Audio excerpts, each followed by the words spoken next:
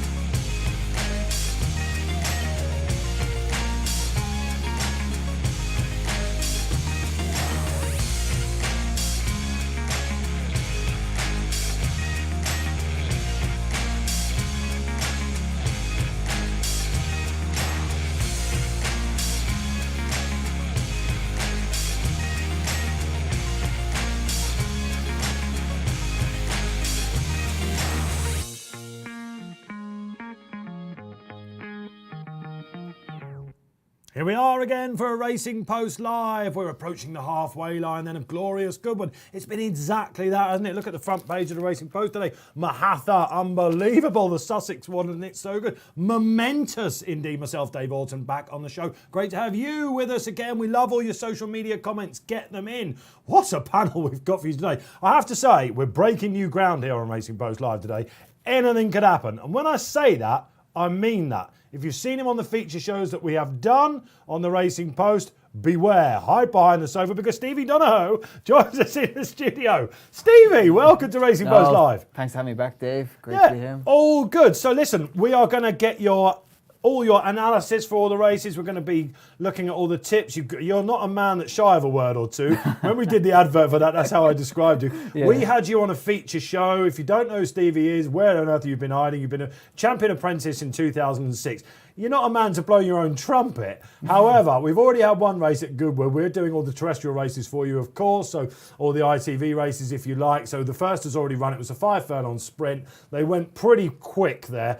And Stevie just casually just went, I think I've still got the 6 furlong record, you know. And it was all the way back in 2009, wasn't it? Yeah, a horse called Tamsin, he broke the 6 furlong record. And as you say, we just kind of touched on it because we're so kind of getting the times of the track, and it just happened to see. I was surprised myself that it's he still casually slipped that in, that he's a 6 furlong record holder. Talking about record holders, they'll be calling you this, Neil Hubbard from Betfair. You're such as the amount of shows you're doing for us. You've been here all week. How's the Racing Welfare Fund going? We're betting for charity as the week goes on. Neil's all the bets that he's placing. You'll learn so much about the exchange here, as we tell you every single day. How's the fund looking? Yeah, we're in profit for the week. So Happy days. So it's ticking along nicely, and we're actually it's actually been a really interesting week because we managed to back Stradivarius in running, and we managed to lay Siskin yesterday, and they're two sort of bets that, you know, if you're used to betting with traditional bookmakers, if you will, they're the types of bets that you wouldn't be able to do. You wouldn't be allowed to do that. So to be able to showcase them on the exchange,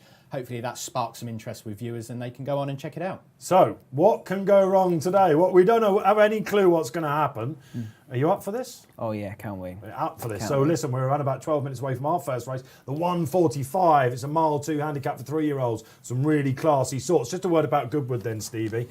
From a jockey's point of view, you know, we've had pundits in all this week. We've had a commentator, Tony Hayes, we've had Ross Brierley, who's a big in-running punter yesterday and very analytical with what he does. You're going to tell us, so Goodwood, obviously you've got the course record there, so you like the track. We know that. Casually drop that in as you do. But on the round track, which is where we're going now, mile 2, You say that the draw, I mean, you think we read a little bit too much into this sometimes? I think over the sprint tracks, I think more ground dependent when draw comes into play. But the way the ground is there today shouldn't really matter too much. It's all about speed. It's all about following pace and where you park up, really. Yeah. Goodwood's a bit of an undulating track. You know, if a horse hits the first divot wrong, you could take half furlong to get him back balanced again. It's things like that. Down the hill on the round track, it's basically try not to be on the rail. Yeah. If there's a running rail up, that kind of helps. If not, you're kind of snookered. The start of the 1.25 mile starts on an actual hill, you know. If you're going we wouldn't be allowed to have a mic on you, like a jockey mic, would we? Like a ref mic or an umpire mic or something like that. From the 3 to the 2, there's a little bit of verbal going on. A little bit of verbal going on. There'll be loads of verbal going on for you here this afternoon. Get your socials in, as I mentioned. Hashtag RP Live, whether you're watching on Facebook Live or indeed YouTube as well. Stevie, Donohoe with us, Neil Hubbard back in the chair. Myself, Dave Orton, we're going to be whizzing through it. We're going to give you selections for every single race. We know that you like to react to what Neil Hubbard's doing on the exchanges, see exactly where he's going. So perhaps we'll get the market up for the first show. It looked like a wide open race. Been a really, really lively betting heat this. Let's get the 145 up as if by magic. Neil Hubbard, take us through it. Yeah, Magnetised is your favourite at 4.4, so that's 7-2 in fractional odds. Zabeel Champion next at 5. Starcat is the one for some money, so he's as big as double figures first thing this morning, but he's into 8.4. If you just hover over that there, you can see that's 15-2.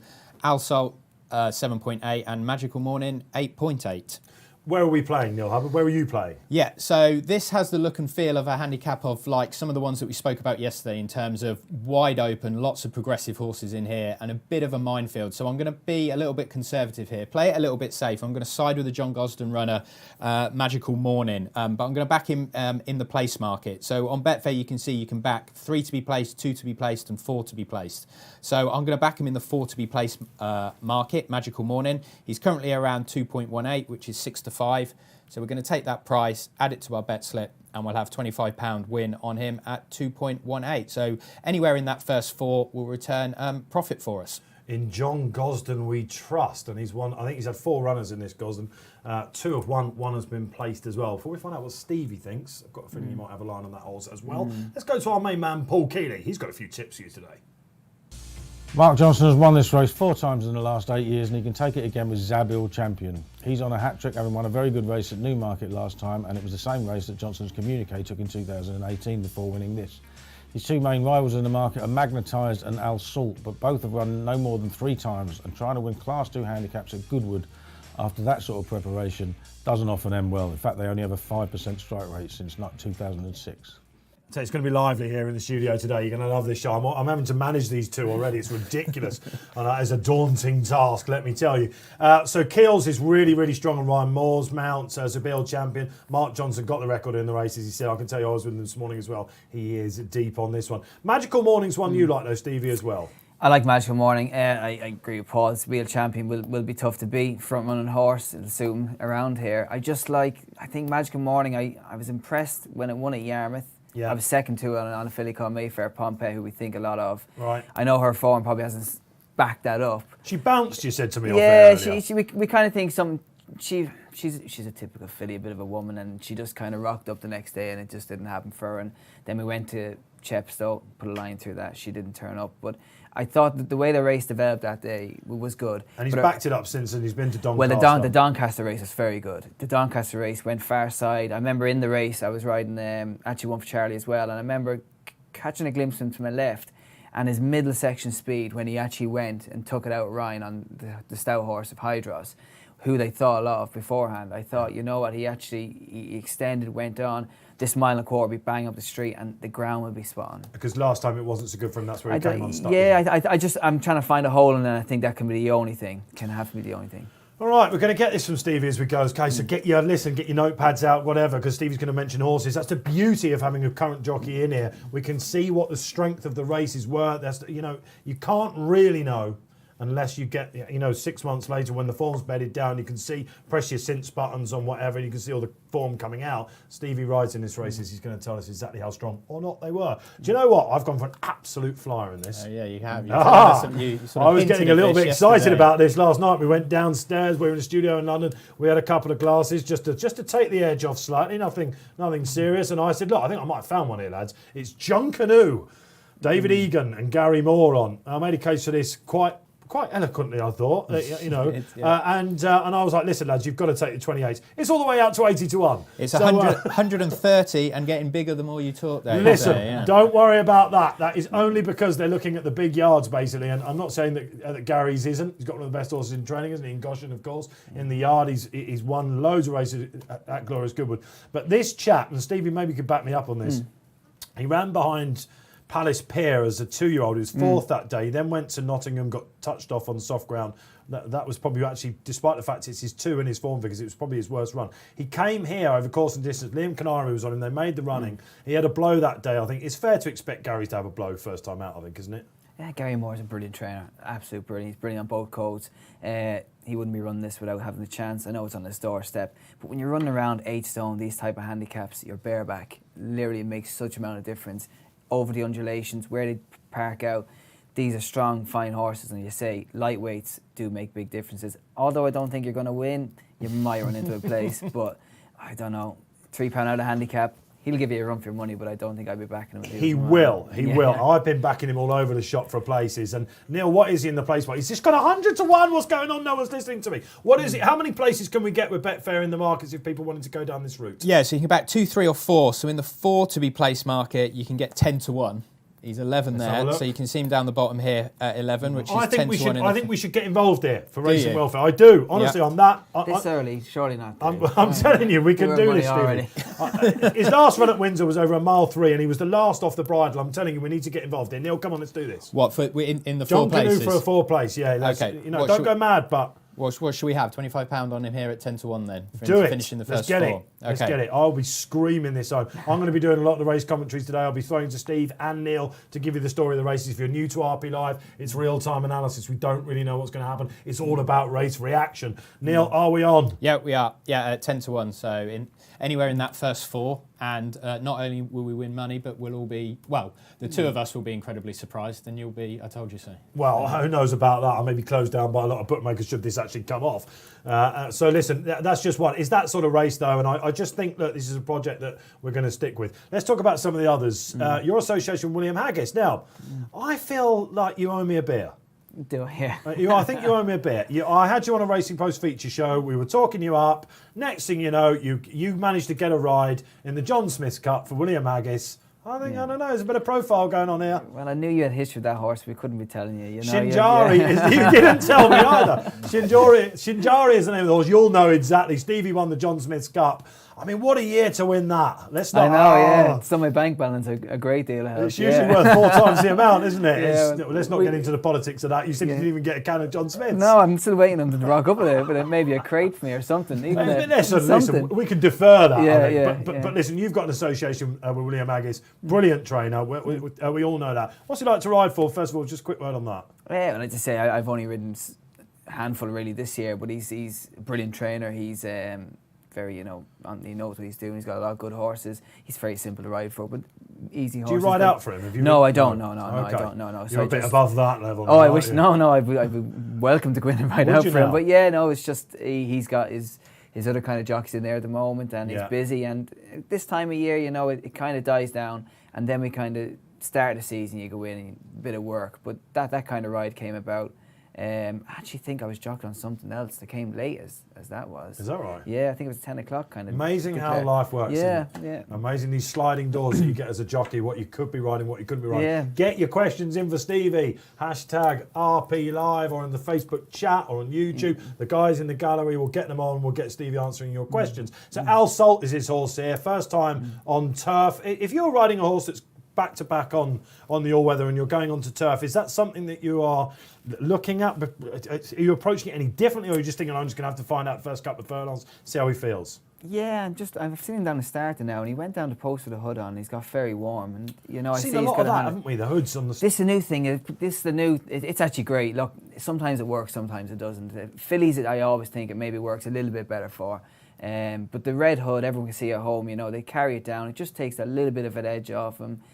It could be a placebo. We think it works, but people keep carrying on and doing it. But he's just got a bit warm down there out of Salt, and I just thought, if it's the heat or if he's on the turf, it's something different. And another question for you: if you are riding one down to the start, and if you talk to the likes of Patrick Mullins, who ride these bumper horses at Cheltenham, for example. One of the first things I say to Patrick, how's his mentality? These horses, because they can blow their brains, is the word, isn't it? Yeah. When you're on one and you're going down, they're really, really fizzy and they're sweating up. Are you thinking, oh, come on, is he done already? Or I hate having to ride the horse down to nearly the start of the trip. A mile and a quarter, like your new markets. I think that you got to go so far down. It gives them more time to kind of. Really get over. Yeah, I love going down a furlong, doing a turn, have to go down 2 furlongs. I suppose that's where you probably don't get that at the all-weather tracks, though, unfortunately. Yeah. But I think these tracks going downhill, there's no crowd there today, which makes a big difference too for a lot of these horses. And at Goodwood, you're actually down in that big dip, so they should be calm. There shouldn't be too many horses down at these starts that be playing up or getting on their toes. It's the weather today, the heat, the weather. It's and muggy down there now, isn't it? Yeah. Okay, we got. Should flag up, Dave, that old Juckanoo is into 55s on the exchange from the side. Someone's listening. Aye, here we go. The guys at My Racing are listening as well. Don't forget to check out myracing.com for expert views and analysis and tips. And then nap of the day goes in this Zabeel Champion. They've had a really good week, really good White Ascot. Keep it going, guys. Magnetised, we've not even really mentioned him. Really strong at the market now, Neil, just the last couple going. Yeah, very solid, 3.9, so just shy of 3-1. But yeah, really, really strong at the head of the market. Magnetised with Zabeel Champion next best. Okay, right. So I'm going to be calling these as they go in, and I'll be throwing to Stevie to see which maybe he would be on, what he thinks is over racing or something like that. You will be hearing it all first, and we'll get a story of the market from Neil as well, because we've seen some really crazy things, Stevie, this week. Some horses that have gone incredible prices. Stradivarius sent off 2s on, for example, in the Goodwood Cup, goes nearly 3-1 in running. Yeah. That was an amazingly dramatic race, wasn't it? Yeah, fantastic. Listen, it just shows the calibre of horse he is and the jockey Frankie Dettori is, But it was actually, I think a lot of people, the manoeuvres that the other jockeys made in the race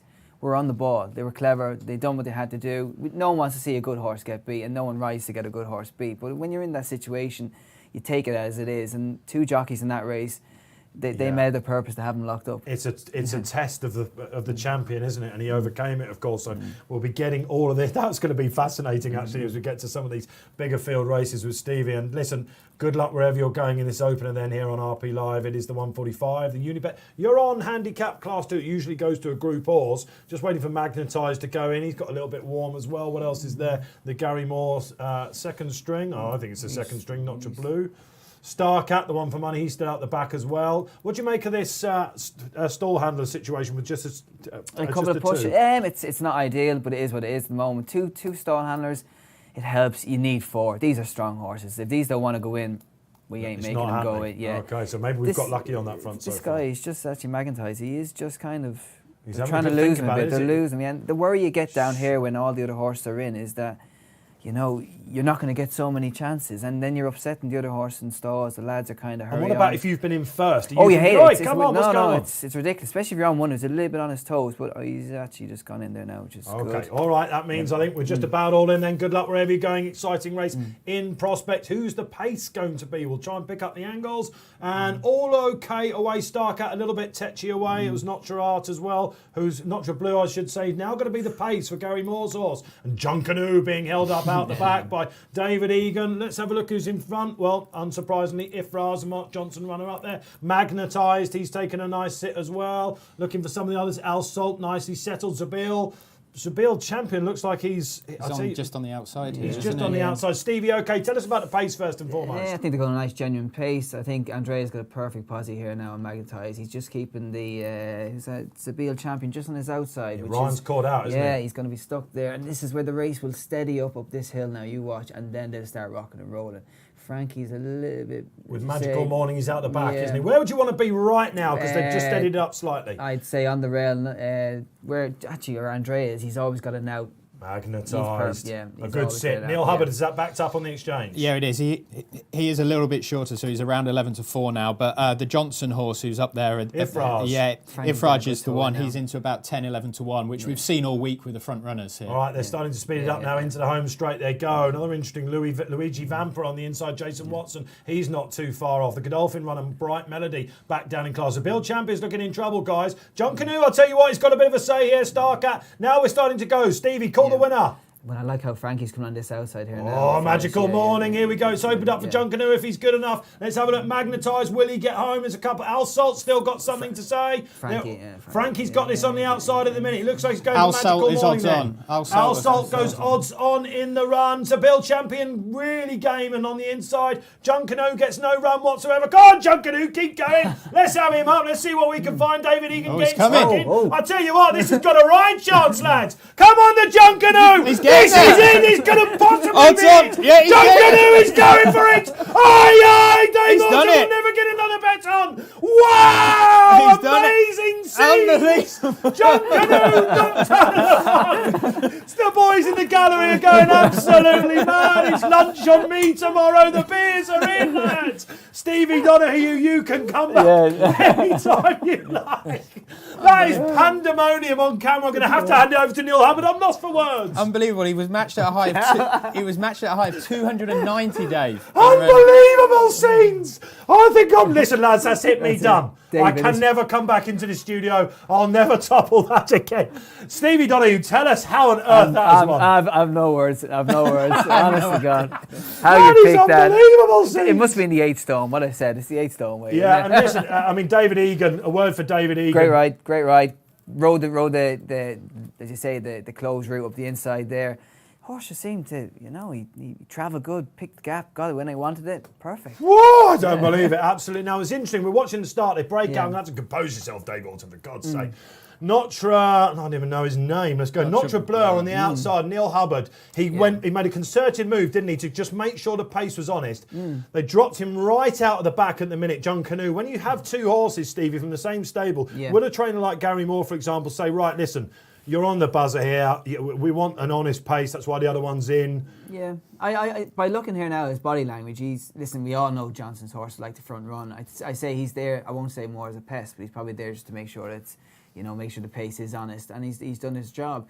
The thing here is David he's on the rail. He's always going to have to ride that brave route. So, but he's travelling well. If anything, he looks like he's over travelling. He found he has raced freely before. It's that Palace Pier line of form. I'm telling you, he was there. And I covered the race at Windsor. This is where the analysts sometimes get the view. You have to watch your races back, don't you? As a jockey, do you do that when you get the ride? We were talking about Prescott off air, weren't we? Samar Prescott. Yeah. He makes you actually get on the paper. Tell us the story about when Prescott, when you had your racing post, you were like, it's yesterday's racing post. I'm not that bothered about it. You had it down. I'll go on the laptop, Stevie's saying. And then Prescott says to you, have you got your paper open? And what did you say? He caught me out, you see. I used to do my studying on the laptop, and then I'd get the paper, and he's very in detail, Sir Mark.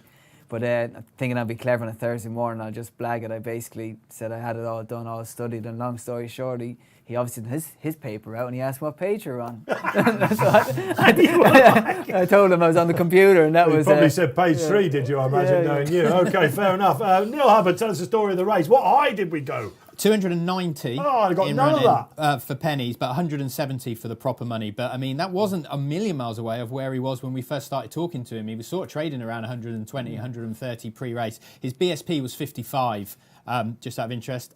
Al Salt was the one who went odds on and didn't deliver. So he travelled real strong, didn't he? Yeah, he hit 3-1 on in running. It's a Bill Champion 2-1. Yeah, Paul Keeley's big nap of the day. Now, for me, Stevie, he was scrubbing away around about 3 furlongs out. Would you say perhaps track and maybe some softer ground for him? Who's that? Sorry, David. Zabil Champion. He was right out under it, wasn't it? And he just got caught that bit wide, didn't he? It does make a lot of difference, and he had to challenge on the outside. But you were getting excited for Magical Morning as well. I was, I'm disappointed. Do you think he's not quite got home back to a mile maybe for him? Yeah, travelled well, and he did ride him to get the trip, so he's disappointed for me. Starcat's had a say as Yeah. well, hasn't he? Come from right out the back. Huey Yeah. Morrison will maybe be looking towards a Cambridgeshire with something like him. You would imagine. Well, Luigi Vampa hit the rail on the turn in, Did he now? and then watch how he actually finishes well again after this. This So is that'd the be chap one. that unseated last time at York, Yeah, wasn't it? Or- he hit the rail on the turn down the hill, which I can't understand why. He's on the wrong leg too. He actually went 3-1 in running, so he was travelling pretty well. But watch him after the line here now. He actually gallops. He I was tell you what, the easier lad, bet we, too, didn't he? the lad we can see at Gary Moore's is going mental too, absolutely. Listen, this is just a horse that if one day it was going to click and £3 out of the handicap, it was a big ask and the bookmakers were just dismissive by selling it. Every dog has his day out there, RP Live viewers, and Dave Orton has had his. I think the show's just going to go downhill from here. But Stevie Donohoe, a little bit of magic you've brought in. No, that's all I you said do, you that's owed me a all you beer, do. didn't I, for the John Smiths? Yeah. Consider that drunk, my friend. Happy days. If Okay, anyone from great John stuff. Smith is listening, can they send me on my crate of beer from winning last week? I'll tell you, if the lads in the gallery can get a nice little clip of that, send it to John Smith to an absolute certainty. Okay, so have we had the result on the screen, the full result on the screen? Let's see if we can get it up. By magic, there we are, 50-1, John Canoe, aye. Beats Zabil, champion in second, and Al Salt, a horse definitely to take out of it, Neil Hubbard. Yeah, travelled really well, didn't he? Yeah, he's run a good race considering, he was definitely, cliche bingo here, but the phrase could be anything, definitely applied to him because he's been running in a lot, calmer waters than this, and he didn't do anything there to damper his reputation. So, yeah, good run from him. Yes, okay. So I've got an email here from Paul Keeley. It says, "You're round on Saturday." Keeley's in the studio. Absolutely stunning. I've seen off yours, Paul, as well. So that's great. Racing Interactive Manager Rodney Patinga has even gone. Come on, Rodney, great to have you watching. Great call, old boy. Thank you, old boy. Very Happy good. days for Racing Welfare as well, 4 places. Lovely. We got it up, didn't we? Yeah, we're a bit too conservative though, I weren't we? tell you, absolutely, Racing Welfare. If you want me to do any promo pieces, I'm your man. Let's get it this way. So that's nice. Okay, great start then here for us on RP Live. Let's hope you got involved as well for whatever it is. Let us know. Let's get your social comments in. Hashtag RP Live, Facebook chat. They get on this chat, on the Facebook, and these viewers, they can, I tell you what, they get a bit spicy as well. Oh, They sort of go up against each other. You want to read my Twitter page sometimes. Is that Spicy. is that right? So let's maybe have a word about that then, because there's been a little bit, hasn't there, said I think recently about jockeys and social media. You've got the likes of Tom Marquand and Oisin Murphy, the younger brigade, if you like, that have got this media, team behind them. That you've seen what they're doing. What did you make first and foremost of Oisin Murphy at the start of the season? Was it the 2-year-old races at Newmarket where he was in the car on the way back, with the rest of you in the weighing room going, "Osh, come on, we're all going to have to do this now," or It's something that we've all. It's very hard to. Oisin's got a great platform in that he's got a good base. He's got a lot of people all over the world he can speak to. It doesn't have the same ring to it for me to be saying after a race at Wolverhampton, as I said earlier, or horses that I've ridden that aren't as high profile. It's something I'd love to do and put out there, but I just don't think people would have the interest for so much of that. But I'm all for the social media. I'm all for the lads getting out there saying how it is. Yeah. But I think a lot of people just like to see maybe not the most serious side of it, too. course. And I think they can see your kind of life. And you're not see going to that. get that in here, Steve. I don't know if No, you've noticed that no, yet. no, or not. no. I'm not sure if you've got that vibe. But you're the Yeah. perfect pick for us. Listen, and also on a more serious side, you mentioned your Twitter there. Yeah. If I don't know whether you've given something, a ride you might want back or not. Let's face it, split decisions. We all know how it can be.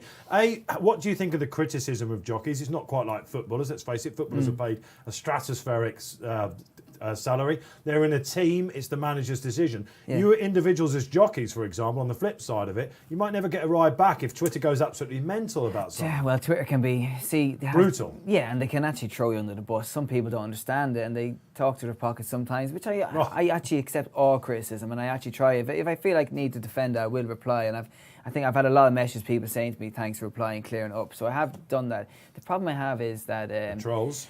yeah, and sometimes they don't understand, and it's okay send it to me, but then when it goes to maybe people I've ridden for or owners, which a lot of people do, there's a lot of people who just want to cause you that torment as such. And that's what I don't agree with. But at the end of the day, if you're on Twitter, you're there to be shot at. You've got We're in a thick sport. skin, Stevie, but not all the riders have that, do they? It's unfortunately, we all know the mental health and all that. It's not easy, and we have to be kind of thick-skinned, and we do put up with a lot. But as I say, It's part of the game, Dave, and you have to be there liable. If you make a mistake, if someone makes a mistake and I'm hiring them, you have to be culpable. And it is interesting. Neil Hubbard, social media can sometimes take it a bit too far, can't it? Yeah, it can be. I mean, manners don't cost anything, do they? And I think it's fine if you've got a criticism and stuff. But racing's such a hard sport to be reactionary about, because you just don't know what's gone on. You don't know if a horse has taken a bad step, or wasn't breathing right, or got caught on heels or something. There's so many nuances to racing that, and this is one of the things with this show as well. Sometimes it is really hard to have opinions immediately after a race because you don't know the whole story. Like if you're watching football and a footballer makes a mistake, it's pretty obvious. But in racing, we can all sit here and go, "Oh, I should have gone for that gap," or "There was a gap there and he didn't." But if the horse isn't there or travelling well enough to take that opportunity, we don't know that. That's something interesting, isn't it? Would you say 9 times out of 10, it's not really the jockey when the gaps come? The good horses go through the gaps, don't they? I personally, I always think you have to give, if the best horse gets beat, sometimes you've given it a bit of a bad ride. We all understand, the best horse will sometimes pull you out of a situation. Regarding what Neil was saying, when you watch a footballer play, there's so many cameras watching that one instance. Whereas in racing, you're watching the front end, they're not seeing what's going on behind. So people only have that split second once time to see it, and then they're making an opinion on that, where you can analyse it in football and say, oh, well, this is what happened. And a lot of the time, those views in racing, when we might go head on and we might do this, they're only on the final straight. They're only in the last couple of furlongs. You don't analyse, like we were talking earlier. It's really interesting to hear it. Yeah, and we were talking about it earlier in the week, where it's like, the analysis is done a lot of the time, or the focus is on the last couple of furlongs. But a horse can win or lose a race at the start, and that's not often dwelt on quite as much as other areas of the race. The business end of the race, for example. Well, listen, we'll get into all this. Get your questions in for Stevie. I believe we've got some social media comments on the screen. Let's have a look who's joining it. Neil Francis, aye, Mr. Orton, take a bow, sir. Happy days. It's got to happen one time, innit? And 06 Keeley, incredible, Dave. Absolutely. Listen, I'm not a senior analyst for no reason, And Kerry Skates, good to have you back, Kerry. Dave, take the rest of the day off, unfortunately. £3 out of handicap and nail it down. I'm going to go 0 for 5 now or something, aren't I? I do fancy the favourite in the next race. Listen, time to liven it back up. We've got Stevie Donohoe. Delighted to have him on the panel in the studio with us. We're going to get serious analysis with as well. We just had a little bit of it there. Whatever you want to know, get your questions in. Now is the time. This man is not afraid to answer a question or two, as anyone on his Twitter feed does indeed know. Neil Hubbard joining us back from Betfair as well. Shall we have a look at the Richmond Stakes, the 2:15? We're 15 minutes off it. The 2-year-old's time to shine. Classy race here. And William Haggis again going to hold the key here, Neil. Yazaman. Yeah, Yazaman seemingly sets the form on his Royal Ascot and Newmarket run. He's strong at the head of the market at 13-8, which is 2.68. Then you've got Carter next at 4.8, who was behind Yazaman last time at Newmarket. Supremacy, 6.2. Admiral Nelson for Aidan O'Brien and Ryan Moore, 8.8. 13 is lauded. Gussie Mack, 19. And Tolbert is 38. OK, so Neil Hubbard, where are you playing? Pretty boring, actually, but Yazaman for me too. It's not a race I have a massively strong opinion on per se, but he does seemingly set the standard. His run at Royal Ascot was incredible in some ways, and he backed that up with a good run at Newmarket, where he seems to hold Carter. Yeah, I think he's the most solid of the ones in here, and I'm quite happy just to side with him, albeit we won't go overboard staking-wise, but he's around 7-4, 2.68, so we'll have £25 win on him at 2.66. 7-4 is a little bit bigger than I was expecting, I've got to be honest. He's actually just drifted a little bit there, yes, so we've got around 7-4 on him. But yeah, as I say, not a massively bullish selection, but he does seem to set the standard at least. OK, the standard is something we will be talking about. So I want to get Stevie's opinion on what the 2-year-olds have achieved thus far. Before we do, let's go and see what Kills thinks.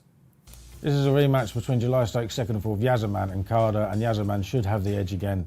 Carter might get closer on the faster ground, but he's still got a bit of ground to make up. Watch out for a big run from outsider Talbot, who nearly fell over coming out of the stalls in the Weatherby Super Sprint at Newbury last time and rattled home and finished in midfield. He's better than he showed there, but he obviously needs to be. Another Fav tick for Paul Keeley. Yazaman. Stevie, are you a Fav backer as well here? Yeah, I am, but for just the value, I'm just thinking O'Brien come back over here, Admiral Nelson, ran well, cost a lot of money, it's just, well bred by Kingman. Yeah, David Jennings, our Irish correspondent's all over him this morning as Yeah. well. Forgive a horse a bad run. Aidan O'Brien's exactly. horses, some of them performed at Ascot, a lot of them didn't. It was just battleground, really, wasn't I it? gotta remember too, we're in strange times where everything's different. Yes, we COVID-19, we've horse being trained different. It's not the usual. Aidan O'Brien has rocked up to Ascot and had Neil, the usual. Just quickly on that, Ryan Moore writing in his Betfair column, he just talks about the 2-year-olds from the O'Brien yard, and he's just saying the quick turnarounds from their debut to Royal Ascot and targets like that. He says he's just caught them out a little bit, but and not to look too much into that because we do think that a lot of these 2-year-olds are better than what they've shown in that quick turnaround. So definitely something just to be aware of. Let's take a horse that runs later on in the card called Golden Bear, the Charlie Fellows horse. Now, what did you make? First and foremost, your boss Charlie Fellows had to nominate the horses that he thought might get into Ascot. We only had a couple of weeks, didn't we, after racing's resumption? What was the feeling like? Was it having to rush 2-year-olds or? No, I think how it worked then. They were giving them these nominations, and some got 10 and some got 2, and it was like you're only allowed these many bullets, and that's what you got to fire. And then you try and I suppose I call it microwave. You kind of microwave them because you wanted to go, and it's like okay, we're back on. Yeah, and a lot of horses probably done that. And this is what Neil said regarding the O'Brien. This is how I feel, that I think a lot of people have done what they've had to do to get to that day because everyone wants the big day. Yeah. Suddenly it's all gone tits up, and it's like right, we have to straighten this out, and this is where this horse could bounce back, and we'll all be sitting here in 10 minutes going. Especially with the types of He horses, knew, especially with those types of races which are so fundamental to breeding and stuff. If you can get a Coventry on your CV, for a horse for its future value is worth so much. So, they have their debut run at Newcastle on the all-weather, then they suddenly go to Ascot, rain softened ground, completely different thing. But they have to roll the dice because of the value of the horses. Of those He horses. was extremely well touted for the Coventry Stakes. The Coventry Stakes form has taken a few knocks. There have been some winners come out of it. But to back you up there, Stevie, there was 8 days between his debut at the Curragh and the Coventry, the travelling that's involved as well. Exactly, and you think yourself if you've got ready and done a race, you wouldn't be planning on having another big hard race. And it's so he's this slightly quicker 6 as well might be. So look, a big tick from Stevie there for Admiral Nelson while respecting William Haggis's Yazman. Let's have another social comment on the screen. What have we got coming up? Joe Norris, Supremacy looks the value. Okay, we'll talk about him next. Let's go to Supremacy and then cheers, Joe. Clive Cots has got a good record in this, perhaps unsurprisingly. He won this with Golden Horde last year, of course. 5 out of 13. A good speed time at Windsor. When you ride something, a 2-year-old at Windsor, there's been I've been watching racing since 2000 or whatever, since yourself. There's a rule, isn't there? Pretty much, when you're on a fancy one, you know what you've got to do, don't you? If the ground's a sound surface, get near the rail and you want to be up there. Yeah. And if you ride one and you think, right, I've won by 3 lengths there, would you go off and maybe say, look, this is one that can definitely step up, or would you say everything went right there? We saw it, a horse of Oisin Murphy's and Andrew Balding's yesterday called Night and Earth, who'd done just that, went to the Molecombe. It's a completely different test, isn't it? It is, but Windsor's a great track for that because it is a bit of a speed track. There's a dog leg right, and there is undulations, and they hardy up. They come out of Windsor after. Are there undulations? That's interesting. Yeah, there is. There's undulations. You don't see to the naked eye, that they all look flat, lovely, beautiful tracks or not. They ride so different. And back to the point that when you're travelling over them sprint trips, that you only have to hit the wrong one and you can knock a horse off balance. And then when they go to them big tracks, I suppose, like Ascot and that, they're flatter, they're more balanced. But I think it hardens them up, Windsor, and I think that you're always taking on a hand in there, or always a trainer. So when you do win with them 2-year-old racing, you've beat all that, then people, you're on something serious. You're on a good one coming from Windsor. That's very interesting, isn't it? Let's Stevie, a word for the draw here. We've got 7 runners, so not a big field, but Supremacy is in 2, so Joe's all over this. And you're thinking you're in 2. Are you wanting something around you to tow you over towards the rail where we think they're going to make a beeline, or do you just go, right, I'm going to have to ping and go? Well, I'm thinking with the horse in 1, Lauded, Tom Dascom and they only got one way of running, right? So he's going to get that toe into the race. It just depends how far across he comes. Not many runners. I don't think lads are going to be too involved. It's just going to be given space, getting ready, and see where they land. Sounds weird, doesn't it, with 7 runners to be talking about the draw, but the stand side so far at Goodwood has been where you want to be, quickening up all the way. We didn't get a time for that remarkable John Canoe performance. I'm going to stop going on about it sooner or later, aren't I? Perhaps Rob in the studio can give me a time for the second, because we'll get an idea. We think it's drying all the time. Just watching Admiral Nelson go around, horse, and he looks beautiful, doesn't he? He's a beautiful horse. What a surprise, though. I mean, he's Kingman out of a Shamardale mare, exceeding, absolutely superb. So, listen, this is a fascinating Richmond Stakes, but I think interestingly, the standard of the 2-year-olds. Paul Keeley, for example, our top tipster who's joining us throughout the week, coming in the studio on Saturday. He's got a feeling that because it's been so rushed so far, he doesn't think that these 2-year-olds that we've seen so far, he doesn't necessarily, maybe Battleground apart, we haven't really seen any proper sizzlers. What about Tactical of Andrew Baldings? What's the buzz for that chap? Good horse. As you say, won well. Ascot. Beat Yazaman, of course. That's and then the form. But no, like me, I've not really took too much notice really of the 2-year-olds this year, as you say, because nothing's really blown me out apart from you saying himself and Yazaman. Yeah. The thing with Yazaman is I always thought it was strange how he's running blinkers all his starts and that, you know. If you read William in the paper this morning, he says it's because he just literally shows nothing at home. Really? Yeah. So blinkered every single start, which is a little bit odd, Neil Hubbard, isn't it? Usually they get the debut out of the way, then put their gear on, not for this chap. Yeah, it's actually something that doesn't bother me in the slightest. I know some people get quite snobbish around headgear on horses and stuff like that. To me, the Americans, don't they? Exactly. And John Gosden's always been a big one for I that. We are just too think snobbish for headgear. at the end of the day, any aid that can help a horse ultimately run faster or concentrate more is I think it's a just plus. kind of it. I think it's something just to try, isn't it? It's good though, but it's kind of like, isn't it? Why? Yeah, there is a why. why. Why? And then you have to think, if it's a quirk, he's got a quirk, why is he needed? Yeah, but if there is a quirk and the blinkers sort it out, then it doesn't matter, does it? Yeah. It just always knows the quirk though, isn't it? Yeah. Well, here's another question for you. If you're riding something... He looks such a pretty relaxed. Do you believe... He does, which is what, again, he's just down away to the start. He's coming out onto the track now, so you've got around about 5 or so minutes to get your plays Does it put you off though, Dave, as a punter? Well, this is what I want to ask Stevie about. If you're right... I know what I'm thinking. I mean, I've been writing about horses for best part of 20 years now, and it does. I have to say that I do find myself writing a lot about a horse that's had first-time headgear. And for example, as a punter, I do like it when you switch the headgear, because sometimes you've got these characters, they can just get used to the blinkers. Is that a fair train of thought? Oh, 1,000,000%. Yeah, like, I think a hood on fillies, as I said earlier, to me it sometimes only works once or twice, and then you have to nearly take it off, start again.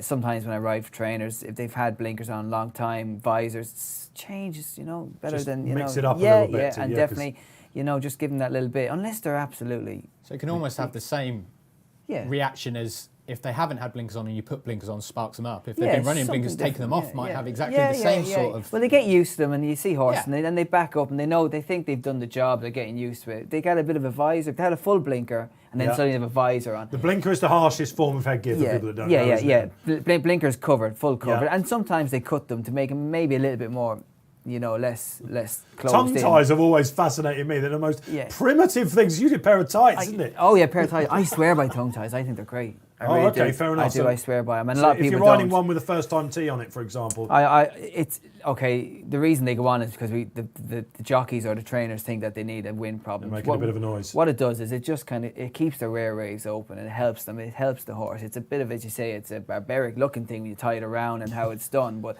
it helps the horse. And sometimes I find that instead of going and doing an operation, a tongue tie can just give them that tweak.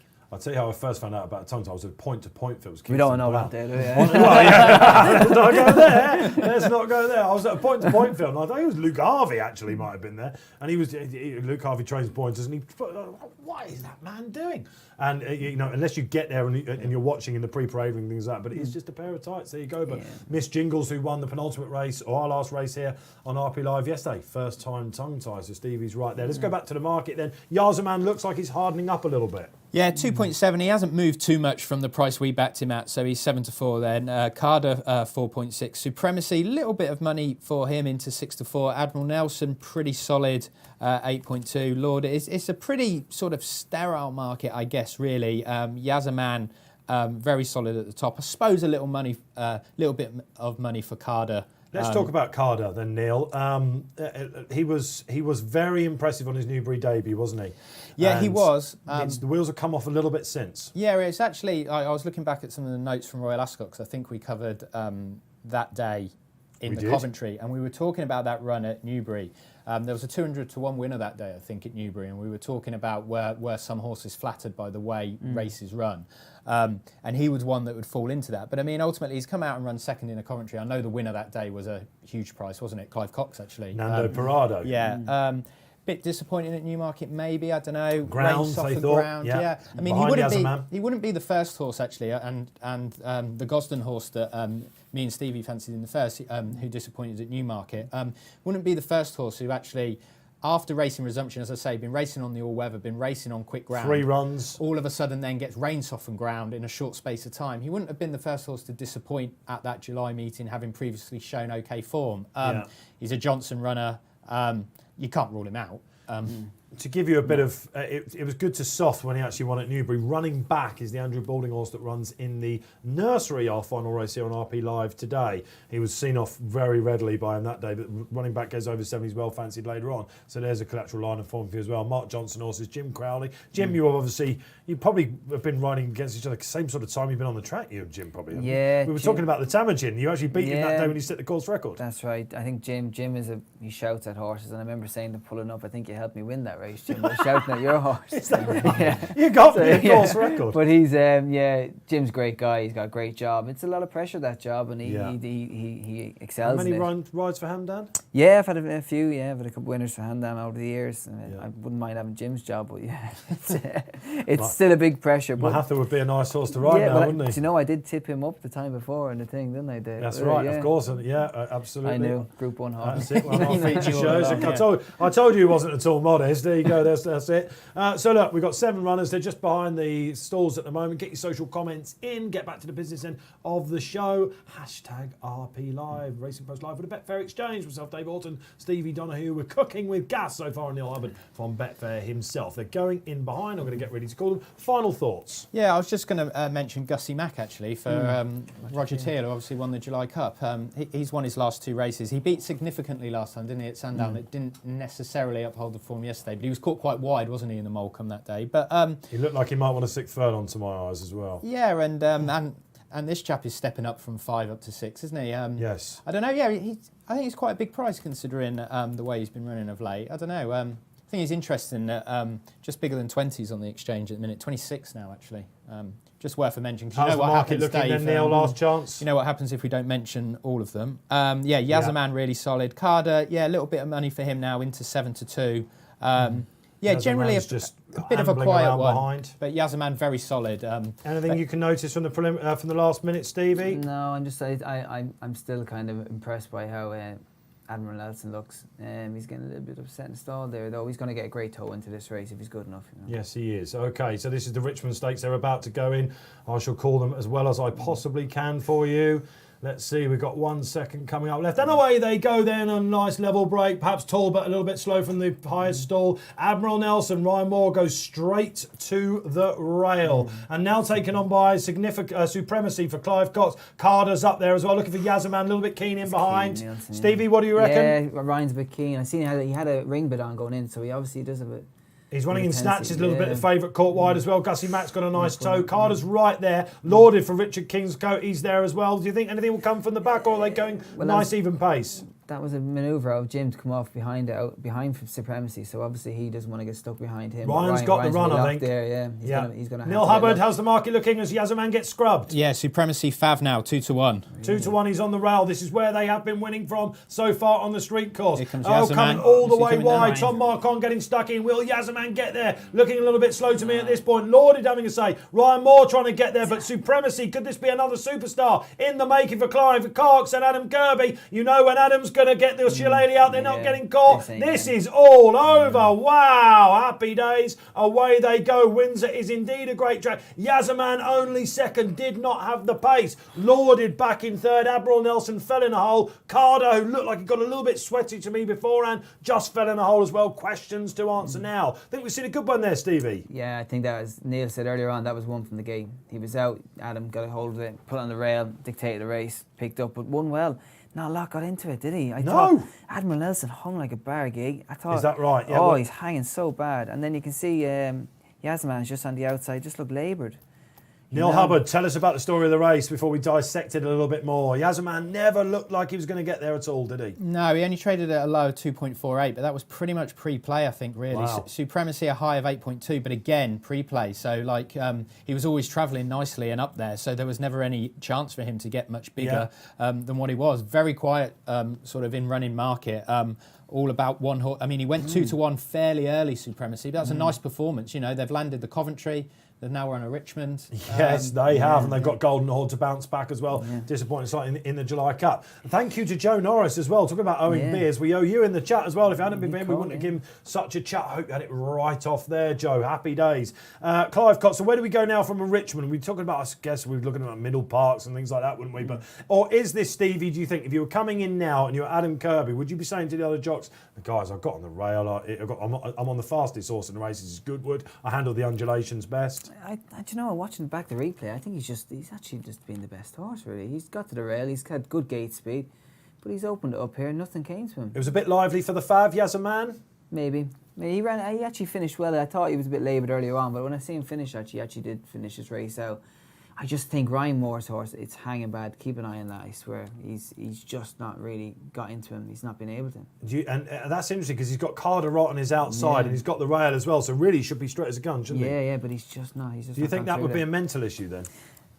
Greenness still? No, I don't know. I just think he's just not turned up today. He's just been a bit of a pig, let's just say. It's a bit of a weird run from Yazaman, actually, because like it sort of around the 2-pole, 3-pole, you sort of like writing off Yazaman because he just wasn't really picked up. But he actually then he stayed on really quite nicely. First impressions about this race, guys, going forward. I know this is something that you're not a specialist on, is it? You say that you sort of tell it how it is. Yeah. You sort of work for the now. You look back at how it is. Obviously, you know, myself being an analyst and Neil looking forward. This horse, you have to say, has beaten Yazaman. Well, he's beaten him senseless. Yeah. Now, I know that Tactical, who's Andrew Balding and the Queens, probably the best sprint 2-year-old we've seen so far. Yeah. We've got, you know, some big race in France coming up, of course. We've got the Phoenix Stakes at the Curragh to come up. This chap is as good as we've seen so far. Could this be the one that maybe takes the next step up the level for the 2-year-olds this year? It's interesting because Golden Horde last year then went on to the Mornay and then on to the Middle Park. It's the Mornay where you're thinking. He's only raced twice. He's not like we were just talking about a lot of these 2-year-olds, you know, having quick runs and stuff. He's had probably a bit more, I don't know, it's only his third start maybe. I don't know. It wouldn't be a surprise for him to take a similar path to that, would it? Mornay, Middle Park. As Golden Horde, really. Clive Cox is a creature of habit. You remember Reckless Abandon as well. He's very good 2-year-old. Like to travel here as well. Well done, Clive, by the way, if you're watching. Or you'll be looking back. Absolutely superb. It's great to see you having these 2-year-olds. He's got the Coventry winner as well, hasn't he? So that was good though, wasn't it? I mean, watching that back, he's won that easy. Yeah, he has won that Adam likes him. He gives him a pat after the line. Is that right? So we'll talk about Kirby, I think, maybe after this. We've all got a Kirby story. Let's get a social comment then up on the screen. More people involved. Porkins 11, get in. If anything Clive Cox sends to Windsor, you need to take note. Stevie Donohoe did tell you that. Ride a good one at Windsor, you can pretty much go anywhere. Adam Kirby started off at Lambourne, didn't he, with James Doyle, Will Buick, all them lot. Yeah. When I was, we used to have an office at the old Raceform office, which was part of the Racing Compton Post umbrella. We used to be down in Compton, near Weatherby's and all that sort of stuff. And we'd very occasionally put our heads above the parapet, and we certainly got to know some of the younger jockeys. Adam was one of them. And I think anyone that was in Lambourne at the time has got a Kirby story, haven't they? Yeah. Moonman used to be his... Oh, God. Do you remember that? Moonman. Well, Adam, he's good fun, he's good crack, he's probably the most hard-working guy outside of riding horses too. He's got... Rarely see him going abroad, do you really? No, like he don't have holidays. Sort of thing, is what he is, Adam, but he's a nice guy. But he does Vicarage Farm, which is pre-training horses, and he just if you ring Adam up what you're doing, he's probably out on a tractor doing a field or something like that. Is that right? Yeah. He's strong jockey. Yeah, very strong, as you can see. Physically, Godolphin like him as well, don't they? He's a great horseman. He's just a very good horseman. Yeah. If Adam tells you your horse is good, you can nail the colours to that. Why does he sometimes get pigeonholed then? Is it just because of the trainers he rides for, these speedier horses? You don't really think about... You wouldn't really go Adam Kirby. You don't really associate him with middle distance. It's funny that... I'd have Adam Kirby on any trip of a horse. Yeah? Yeah, 1,000,000%. Nice guy. He's tall. He weight-wise maybe has a problem, but no, Adam Kirby is an absolute brilliant horseman. You can tell who Stevie sits next to in the weighing room, can't you? That's fair enough. Yeah, who doesn't get a mention, you know you're blacklisted. Yeah, exactly. We're going to find out as the show goes on. Let's hope you're enjoying it. It's Racing Post Live. Good pace about the show today and some energy as expected. We're approaching the halfway line at the glorious Goodwood meeting after COVID-19 and coronavirus. Of course, the lockdown. We are back and Racing is putting on a serious show, doing everything right. We've got Race Goes coming back on Saturday, Stevie. A word about that. I'm asking everyone about You're like, oh no, No, back they come. No, it's a bit unfair actually to say that, but it's it's been kind of quiet. It's different kind of way, different mental. John Smith's aspect. Cup, for example. Let's go because that's a meeting I've been to. It's usually what they call on a Super Saturday, isn't it? Yeah. Everyone's getting there, having a great day out. Well, the only reason I'm giving out is because tumbleweeds are there? we've been moved. We all get moved from the weigh room into where the boxes are. So that's what I'm giving out about, saying that coming back, we're going to have to move back into the normal weigh rooms. Because you can now get with a telly on them. We got sofas and we got different. You got the staff members coming in. Would you like anything, Mr. Donohoe? We watched the racing from Salisbury from boxes last week. Is that right? Basically on the track, York was the same. So now you've got to go in and now deal go back with into the dungeon. That's it. Yeah, you've seen how the other lads deal with the dungeon. Unbelievable. You've got to deal with the contemporaries as well. So the jockeys have had it good. But listen, at the same time, that roar, you must have missed that a little bit, surely. Yeah, but you know what, Dave? You do notice it only the big tracks, but the other tracks you don't.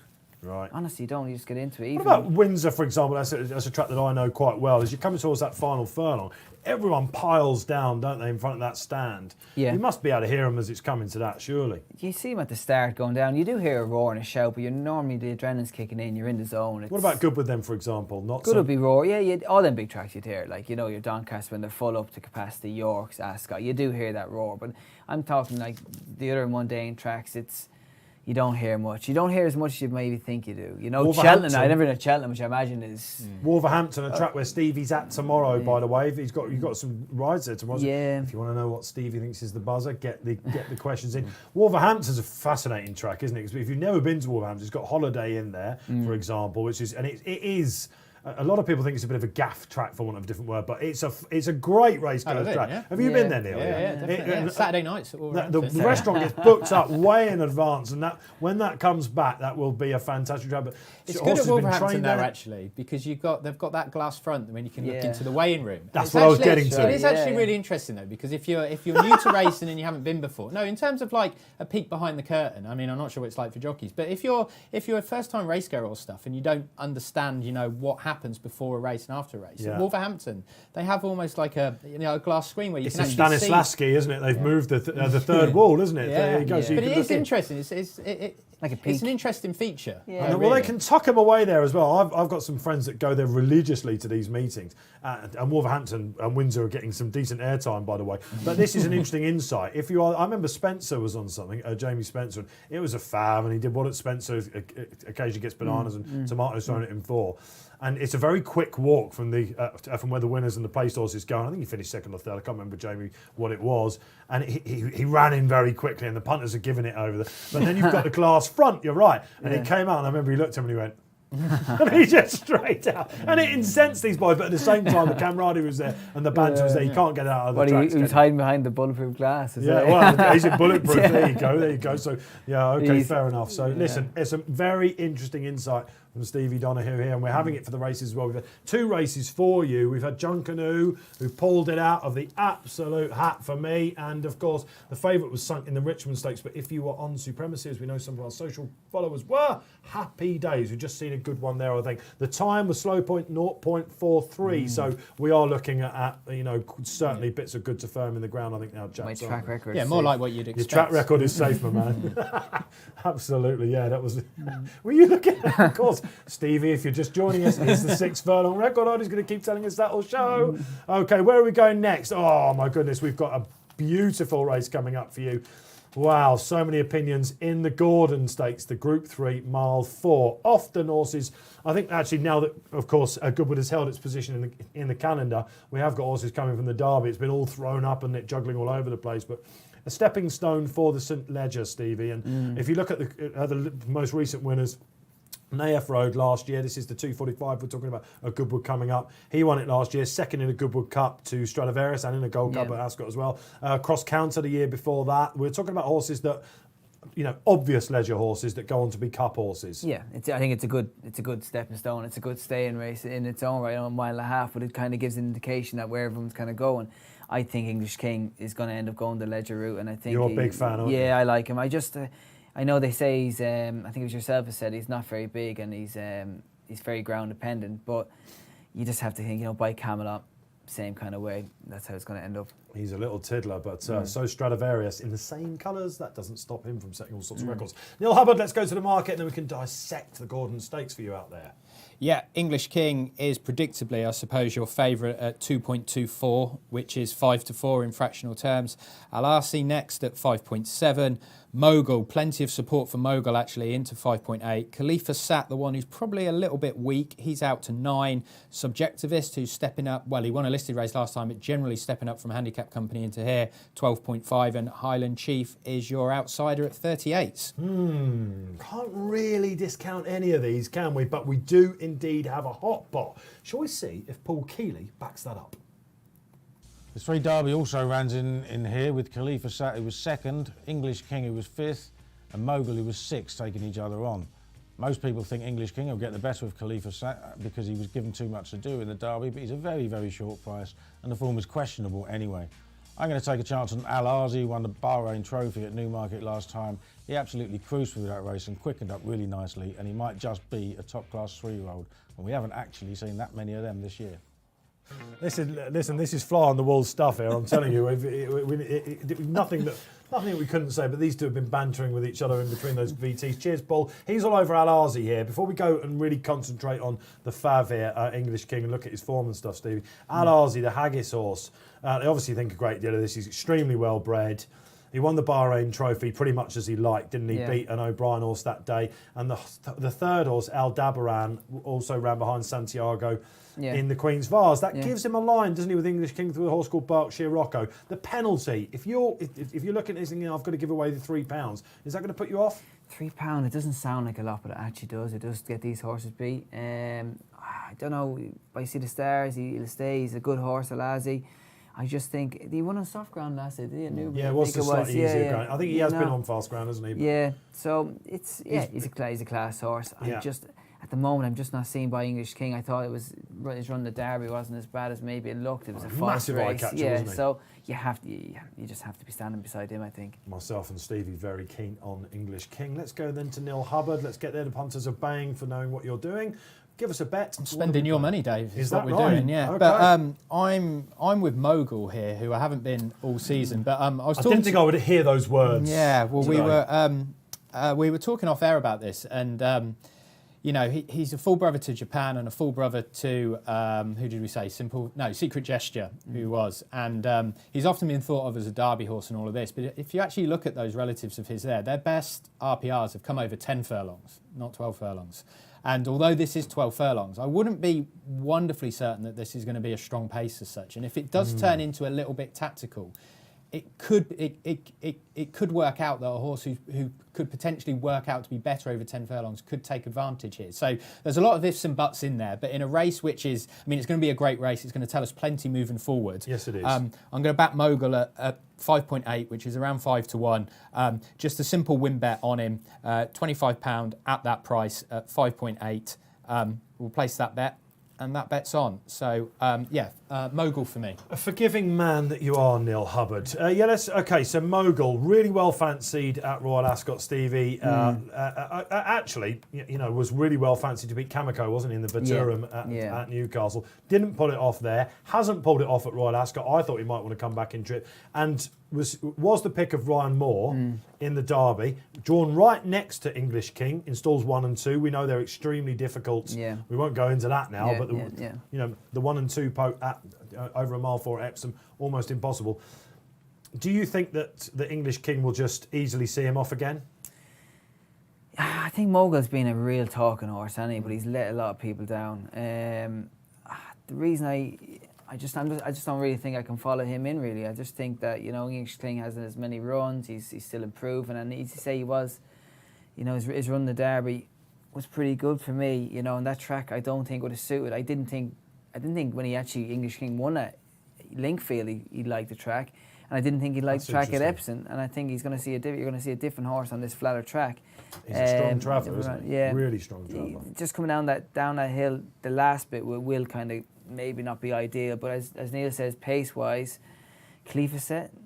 I think Subjectivist is the other one, isn't it? Yeah, so you're going to have Mark Johnson's. And the other thing is with Khalifa Sat, he stays good, He's been round here and won, didn't he? So he's the course winner, isn't he? Yeah. And of course, he finished ahead of them all in the Derby, but he was the one. Tom Marquand was alive more than some other jockeys, wasn't he, to go after the. He was in a position. He had they're going to make out that he had that head start and they had to make up the ground, which is true. But at the same token, he ran his race, he ran the same similar time. I mean, they'll want him to make this more like he would be one of the horses who needs to benefit from it being a proper test. His half sister was runner-up in the Ledger, I think. So he is, if we talk about this as a Ledger sort of trial, then he has the pedigree and the sort of attributes to head there after this if he can put up a performance. It's a fascinating little race. We'll get to official ratings and all that, see what the handicapper thinks. So what you think out there on social media or digital word. Commander von Rohrick, great to have you on for the first time this week. Unusual contributor here. Al-Azian Mogul, reverse forecast for me. That is interesting. No English king for the commander. Okay, what else have we got? Who else is out there? Let's have a look. What have we got? Porkins 11 coming up again. Al-Azian the next. He's a serious horse. Yeah, he looked it, didn't he, at Newmarket? I like the fact that he hasn't run in the Derby. Slowly brought along by a master. Just concentrate on that line there then for Porkins. They said straight away afterwards, did I do the Bahrain trade for the analysis department? I think I did. You get these quotes in from the track coming from your likes of yourselves or the trainers or whatever, and they come in. You have to kind of, sort of hang your hat on them a little bit. And of course, connections can change their minds. The fact that he's coming here, having said that it will be the Great Voltager at York next month, does that suggest he's just screaming for a run? I mean, they've got a penalty here. They're running him again quickly. Does this suggest uber confidence? Or? As you say, I think, as you say, Haggis has brought him along real well, and I just think, maybe that's where they're going to end up. But it's surprising to me that he's in this race. Maybe it's a Hamden Helmet Tomb thing. We know he loves Glorious Goodwood. He's got a strong team. Maybe Angus Gold has said, "Come on, this is the race for him." They can of course still go to the Great Voltager. There's enough time. It's about 2 weeks off, isn't it? So back down in trip, Al-Azi, he will be held, I think, onto for a little bit. Neil Hubbard running. What's the sort of horse what might he do in the run? Because he's like we saw with the horse in the handicap, Al Salt or whatever his name was. Strong travelling types, aren't they? Yeah, exactly. And it is interesting about the Voltager. Would he have to carry a penalty in the Voltager or not? No, because that's a Group 2. Yeah, exactly. So it is interesting that they're electing to come here. Could be a very, very hot race, the Voltager. That's another possibility. Yeah, maybe. I think one horse who we haven't perhaps spoken about yet is Subjectivist, who we saw on this show. Behind him. I backed him that day. Behind Favourite Moon. But he was conceding a ton of weight that day. He came out and won the Glasgow Stakes next. Tulip Fields was disappointing in that race. The pair of them pulled clear, Favourite Moon and him. The pair of them pulled well clear of the third. He was conceding a ton of weight. That's a Haggis horse, though, so he's got a line, isn't he? Yeah, having ran really well at Royal Ascot as well. Sir Ron Priestley won at this meeting and then went on to the St Ledger, progressing from the handicap ranks. It's not 1,000,000 to 1 that Subjectivist ends up in one of those races towards the end of the season. Let's either. give you some It's trainer a big records price, in the race. 11.5, 12.5. Yeah, Mark Johnson won this last year with Nayef Road, to back you up there, Neil. He's also won it with Namibian, you remember? He's the only horse in the last 10 years to defy the penalty as well. These great big Johnson bullets. Aidan O'Brien, his winner, it was in 2015, Highland Reel. Took this out as a 3-year-old, having also won the Vintage Stakes as a 2-year-old as well. What a fantastic horse he was. I mentioned that Mark Johnson won this with Bandari way back then as well. You're cheekily going past the 10 but I just noticed it. Like, I only had a quick look and there wasn't... Bandari. Was it a Hamdan horse? He was Bandari. Yeah. God, he was just a name that jumped out at me, Bandari, of previous winners. We have a rule on this show, Stevie, that whenever we have to mention pretty much every horse, because when we don't, the rags tend to go, like you might have a Junkanoo, for example, that comes out of it. And Highland Chief, who rocked up at Royal Ascot. First time in a handicap, ran in the Chesham for Paul and Oliver Cole. And again, one of those that was held up right in the Derby. Any chance whatsoever for him, or do you think that was his big day in the sun at Ascot? I thought he won well at Ascot, and once again, it's that Derby form that's going to come back, and everyone's going to have the same comment that they were so far back, they never got to run into the race. And I think today is a real kind of, we'll judge them all on today, and not many people are judging them on their Derby runs now. It's really hard to know what to make of the We can't Derby. wait to see Serpentine again, everyone out there in the racing world, to see whether it was a red herring flash in the pan. I think it's almost so, like with Serpentine, you need to see what he does to see what the performance was like. But those that are in behind were almost in a different race, if you will. Yeah. And this will be the first sort of time when those form lines start to play out a little bit and we get a bit more of an idea about what that is actually worth. Well, Kamiko didn't stay in the race, we know that, but he's shown he's a classic winner, for example. He's a classy horse, and with any sort of luck in running, he would have had a big say in the Sussex Stakes. So look, it was obviously a classy race, but just one of those weird ones as well. Serpentine, we look forward to seeing you back on the track. English King then, I think this will win. Handicapper's got him on a mark of 112. He says the next best, despite the fact that Khalifa Sat finished ahead of him in the run. Handicapper thinks he's a little bit flattered that because he's a pound below him as well. And then you've got Mogul on 109, Al-Azi 108. So from a handicapping perspective, Al-Azi shouldn't really be the position he is in the market. But it's all about a beautiful breeding William Haggis and the potential to go forward as well. Stevie's just going down now at the start. Nice and calm. Yeah, he looks lovely. I think, as you say, Haggis says he's avoided what race he wants and he wants to run him in here. I know that he's not mad on running with the penalty, but he said he likes the race, so he's picked this out. Likes again, great horse, lovely horse, but I just can't see by English King. I think that this is his race for the taking. It's actually interesting, English King, because if you think he's won a listed race, then he ran in the Derby. This is Group 3. If you sort of forget about the Derby because of the nature of the race, this is actually like the progressive sort of step up the ladder that you would think from listed race to Group 3. This is actually like how you would perhaps in an ideal world plan it. You know what I mean? His Newcastle win at 2, English King as well. Just clicking back on the form there, it was over a mile 2 and the back end in November. It's worked out really, really well. The horses behind him have come out and won very nicely indeed. So look, we're hoping that this is a poster boy going ahead. I think absolutely. He was really well fancied, wasn't he? When the draw came out for the Derby, Ed Walkham's head in hands, wasn't it? Frankie Dettori actually went on record as saying, oh no, absolutely. Why is that? A mile and 4 around Epsom. That the inside, is it because of the start and you've got to go? Yeah, because you cut that off, you cut that angle off, you know, and then you're in a good position, and suddenly it all crosses over, and then you've got to work a bit hard to hold that position, and then suddenly, and that's just what happened. You get a couple of bumps, the race develops, then in front you're a bit farther back, and you're locked up. That's it. It say, sounds locked up like Akon, so sensible when you say it like that. But every year when it comes to the first week in June, we're having to remind everyone, all those pundits and jockeys and everyone, you just can't win from 1 and 2. So he was up against it from the start there. It was pretty easy to back one. And if you watch it back in your members section, your videos now, which I did this morning, I was like, I'm thinking only about 5 to 4, and I looked at that like you, Stephen, and went, that was actually a very good run, wasn't it? You think he'll win the St Leger, don't you? I like him for St Leger, but then again, once it's ground dependent, it's whether what rocks up that day ground wise. Today, I really think this is a race for me. No excuses. Yeah, we're going to find out really. Although this is also a bit of a tricky track, as you say, Goodwood. You know, some horse might not come down the hill. I'm not convinced English King does come down the hill too well, but I just think the way this race will develop around, he'll just get a bit more of it with the running rail there and everything. There'll be a bit say more the sun space. is out in September at the St Leger meeting. Doncaster perfect. Yeah, perfect. Yeah. Okay, 1 maybe for the St Leger. Fingers on the buzzers, anti-post wise. Fingers on the buzzers for your comments out there. We love them coming in. Get your questions into Stevie or indeed Neil Hubbard from Betfair. Profits up nicely for Racing Welfare, isn't it? Let's hope that. Where have you gone again? Mogul, isn't it? Yeah, Mogul trying to probably be a bit clever with it in terms of how the race will work out. But yeah, siding with Mogul. Okay, superb. Listen, if you're watching on YouTube, don't forget the survey that's running this week. I meant to say that earlier. There's a survey going feedback here on RP Live. HR and the Paymasters have got involved. How can we do things better? What would you like to see, for example? We listen, we love the feedback. Get it in, and at the end of the day on Saturday, the best survey comments in there will win a £50 Amazon gift voucher as well. There you go. Get involved with the survey on YouTube. You can find it in the video description. Get your comments in, keep them coming as well. It keeps us alive here on the show. We're up to our third race, the 2:45. It is the Gordon Stakes. Usually a small field, this, Stevie, isn't it? You don't have it's just quality. We think this is well up to scratch. Yeah, I think it's a good field. It's an interesting race, and it's once again, like I say, it's going to dampen a lot of fires anyway. It's going to put, we're going to see what we got. Say you're on Khalifa Sat, for example, Stevie, and you've got subjectivist in there, what we think is going to become certainly not a habitual front runner, but a horse that will definitely like to get on with it. He stays a bit further. What would you be thinking? Would you be having a chat with each other on the way down? Have you been told to absolutely make it, or? Thing is with the Johnson runners and that they've actually not nailed down to instructions. So just wherever you feel the horse comfortable lands, I think, and if Joe jumps out and he lands in front, the horse in a comfortable zone, he leave him there. If I imagine Khalifa Sat jumped out and was wicked keen, I imagine Tom will go and take the initiative, and then he'd probably ride his own race.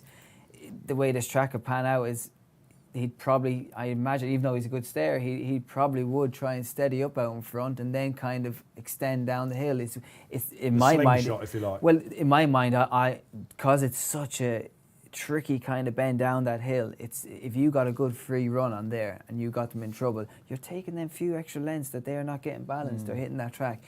The only thing I will say is with the running rail, the lads behind can actually ride a bit more of a patient race. If that wasn't there, I'd say this could become a tactical race. And let's switch that. If you're Frankie Dettori and you're, well, not coming in for criticism on the ride of English King, because let's face it, it wasn't just Frankie, was it? It was so many. If you're Frankie now, Stevie, I mean, this is Frankie Dettori we're talking about. He's the best flat jockey I've ever seen.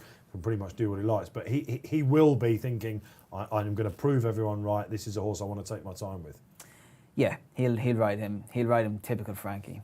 He'll ride him real smart, real nice, make him look like the best horse, and that's how it's going to be. While we're on the subject of Frankie, when Frankie gets to the front, a bit like Spencer as well, these habitual hold-up jockeys, as they are pigeonholed by a lot of punters, like Richard Hughes, if you ever saw him in front, you're looking at it, you're going, they're crawling, aren't they? Yeah. If you're on one that needs to be held up and you see one of those boys in front, you're just like, oh, head in hands. But they all come into criticism. Like Jamie gets a lot of stick. I'm a big fan of Jamie Spencer. He gets a lot of stick. But if you actually analyse how many horses Jamie Spencer gets to run well from held up, it's he can make horses look a lot better. And when he gets it right, it's brilliant in everybody. But he probably gets horses to run a lot better than they should. But does Frankie rightly have the? I mean, if Frankie's in front, there's a reason why he's called the best front running jockey in the world, isn't he? Because does he have? Is it the respect that other jockeys give him? Because he does tend to stack them up. Very rarely do you see Frankie Dettori getting taken on by another jockey up front. Well, maybe if I was in behind Frankie and he was going too steady, I'd take him on. But I think you've also got to think that he's there for a reason out in front, maybe on his horse. If you've done your form study and if he's there on something that you haven't copped on your form reading, then you could maybe think, okay, he's being clever, he's doing something else, unless he's being keen. But yeah, Frankie's very good from the front, but a lot of lads are good from the front that you probably don't get the credit they get, that they do. And his profile naturally means he's going to get more chatter, isn't he? Yeah. And I just think it's just one of them things. If Frankie jumps out in front on this, let's just say, and starts going his own pace and winding up down the hill, that'll be his own tactic, because I think he'd want to keep him balanced for that. But we'll see. I'm excited for this, because I'm excited to see where my Ledger kind of pick is going to go. Yeah, quite right, absolutely. We're all excited for this, very much so indeed. English King then, Neil Hubbard, give us a story of the market as they just get ready to go in. They're not in an absolute hurry, I've got to say that, so we're around about 2 or 3 minutes at least off, I think. Yeah, really solid at around 5 to 4, so 2.32. So he's not being allowed to get much shorter, but he's certainly not drifting. Al-Azi next in at 5.1, so that's around 4 to 1. Right. Mogul then 6.2, a bit short than what he was this morning. Khalifa Sat then is the one who's been a little bit weak this morning, and Subjectivist is the one for a little bit of money. Yes. Interesting market, interesting race. Khalifa Sat is interesting though, having been round here before. We know that he's got the balance to do it, don't we? I don't know, having been around Lingfield, Steve, I'm maybe a bit more confident about English King. He travelled so well that day. That Berkshire Rocker, the balding horse, I think we're still going to hear some more of him as he goes on. All right, and good luck wherever you're going. It's the 2:45, it's the Gordon Stakes. A good trial this, we're thinking, for the St Ledger going forward. Keep your comments coming in. Hashtag RP Live. Myself, Dave Orton, Stevie, Donohoe and Neil Hubbard on the panel today. A couple more to go in then, guys. I'm going to call the first couple of phones. We'll then go to Stevie to see exactly what he thinks is going on, who's being a bit too keen, who's settled beautifully, who's in the right position, and then Neil will be giving you the in-running market. Could this be a spicy one? It could be indeed. Neil Hubbard still around about, about 5 to 4? Yeah, 2.3, very solid there. Al-Azi. Yeah, it's been, there hasn't really been much movement here in the market, but English King very solid at the top of it. Okay, and away they go then for the Gordon Stakes 2020, as expected. Subjectivist going forward. Just looking at Khalifa Sat, Tom Marquand's had to get a little bit animated, keeping him wide, making sure he gets that run, rousting him from the start. Look, who's that? Highland Chief is taking a much more prominent role this time. Mogul's got a nice sit, as expected. Frankie goes way back on English King. Confidence is out, and Al-Azi dropping in distance under the penalty. A little bit keen to my eyes, Stevie Donohoe. Yeah, I think, as we said, the front horse now is going a nice generous pace here. I'm surprised that Jim has took so far back. He did this at Newmarket, didn't he? Albeit over a bit more ground. Yeah. They must think a lot of this horse at home to ride him this way. Well, this is where it gets tricky. They're all going to be in Indian file now, and this is where everybody has to kind of. You'll see something develop at the top of the hill now, because they'll all bunch up again. Someone have to make a move around the outside. But I imagine now this is where Frankie is thinking how Ryan's going. He knows that Jim's behind him, and he'd be kind of, in my mind, This isn't quite serpentine-like, is it? But Subjectivist has gone fairly far clear of Khalifa Sat in second. Highland Chief then just on and off the bridle there for the Coles in third spot. Mogul got a really nice sit there. No excuses for Mogul, I don't think. English King now starting to warm up a little bit and still a little bit keen out the back. But Jim Crowley sitting very quietly on Al Arzi. Neil Hubbard, how's the market reacting? Yeah, English King has hardened up 6-5, and the market definitely likes Mogul more than Al Arzi at this point. Okay. So listen, this is going to be fascinating because Joe Fanning has stolen around about 5 lengths going into the turn. What happens from here, Stevie Donohoe? Well, this is where the race starts developing now. You'll see Joe get a bit more animated now, and he gets. Oh, Frankie's actually. There's a little bit of room he needed there, Frankie. Yeah. This is where I think coming down the hill. This is where this horse. 15-8 English King. You called it, Bigger. Stevie. Yeah, he didn't look comfortable there on the track there, English King. What's he gone out to? 9-2. 9-2, unbelievable. Khalifa Sat now making a move. Joe Fanning sticks to the inside. Subjectivist looks like he might have just gone. Al Arzi cruising Highland into Chief it. favourite. Highland Chief favourite. Highland Chief is now favourite, yet to come off the bridle. English King's really going to have to find out pace. This is a little bit of something to prove here. They're all bunching up now. Subjectivist not done. They're coming to the final furlong. Stevie Donohoe, who's going to win it? Oh, I think I'm just trying to see if the gap comes for Frankie Mogul here. favourite. Now English King's really getting the turbo. Will he get the gap? He has got it. He gets the gap. Mogul's there. Ryan closes the door on him. Oh my no. goodness gracious me, that might have cost him. Neil Hubbard might have this Mogul. Is he finally going to come good? Looks like it. Ryan Moore's kitchen sinking it all the way to the line. Mogul sees it out best from Highland Chief. Subjectivist. English King only fourth in a messy Gordon Stakes. Al Arzi fell in a hole. Stevie Donohoe, before we go to Neil Hubbard for the story of the race, did that gap cost English King? Do you know what? He wasn't helping Frankie the whole way, was he? He didn't come down the hill, he changed his legs, and he just took an age to get there. And when he got there, he got nailed. And it has cost him, but I don't think it might have cost him the win, but it did cost him a lot. It couldn't have gone any better for Aidan O'Brien, Ryan Moore and Mogul. He had the sit, didn't he? Just off the pace. They went an absolutely beautiful pace for him. This is the Mogul that we have been expecting to see in 2020. However, with Highland Chief and Subjective coming through the handicap ranks, Al Arzi and English King failing to really turn up, are we picking holes in his form, Neil Hubbard? Congratulations, by the way, Neil. Gamble landed. Yeah, Gamble landed. It didn't actually work out quite the way that I expected it to, but it's a pretty gutsy performance from him. But yeah, I don't know. Like as Stevie says, like the gap came and went for English King. On a more conventional track, maybe that wouldn't have happened, and he would have been. Yeah, he's gone on one Mogul, but he hasn't exactly blown us blown me away there. Really. Tell us about the in-running market then, Neil. What were the highs and lows? Yeah, so Mogul was matched at a high of 11, so 10-1 in running.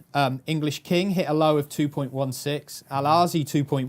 Subjectivist 1.48, so shorter than 2's on Subjectivist, and Highland Chief 2.26. So another one where 1, 2, 3. So aside from the winner, 1, 2, 3, 4 of the 6 runners, aside from the winner, have all been lower than, say, 2-1 in running. Which is it was a messy race, wasn't it? We're watching it back. We can see on our screens now. They're just going through the first part. They're going up there under the trees, Stevie. And it's an interesting one for Subjectivist, isn't it? He's definitely going to be a staying horse, this, isn't he? Well, and they say Johnson front running. They keep galloping. They know where the winning post is. They just keep going, stay going. But I hate this Indian file kind of racing when it's like this. It kind of throws a bit of falseness up. But Why is that? Why exactly is that?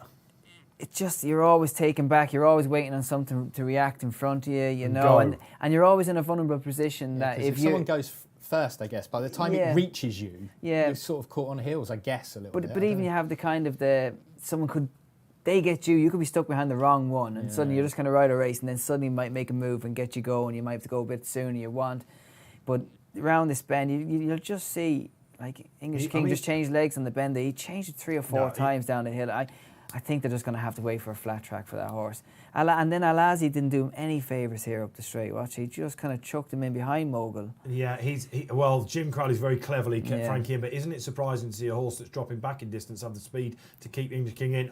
Let's doff our caps to Stevie Donohoe. You said that the track wouldn't be ideal. I think if you're writing up the race now, you have to say English King hated every second of that. He don't run him with a track with any kind of downhill. He only got going. He did stay on, Neil, though. And he's dwarfed by Al Arzi, isn't he, as well? So he is a tiny little thing. But right just there, Mogul is definitely going better than the 2 that are behind him. But Yeah, I don't know. It's just here I thought, right, if he gets this split, he might run through. Mogul's shown something here, chaps, hasn't he? Let's concentrate on the winner there. I thought the head was going to come up at one point, and we're thinking, here we go. But he has actually responded to Ryan all the way, hasn't he? Yeah, take none away from the winner, in fairness. They've got to go St Ledger with Mogul now, surely, haven't they, I think? He was quite interesting because at various points during that race, I thought he'd win more comfortably than he did. But then at another point halfway down, I thought he'd get mowed down and not win. Yeah. And then he's come back and won again. So you sort of go through a few emotions with Mogul there. I'm actually perhaps, and this is maybe a little bit harsh because we'll have to have a look back at the time and sectionals and all that sort of stuff. But I actually thought subjectivist, it's a bit disappointing that he hasn't hung on then because he did have quite an advantage turning home, and we know he stays. It's a class thing, surely. Yeah, maybe. Maybe some softer ground for him as well going down. He's a really, really nice horse.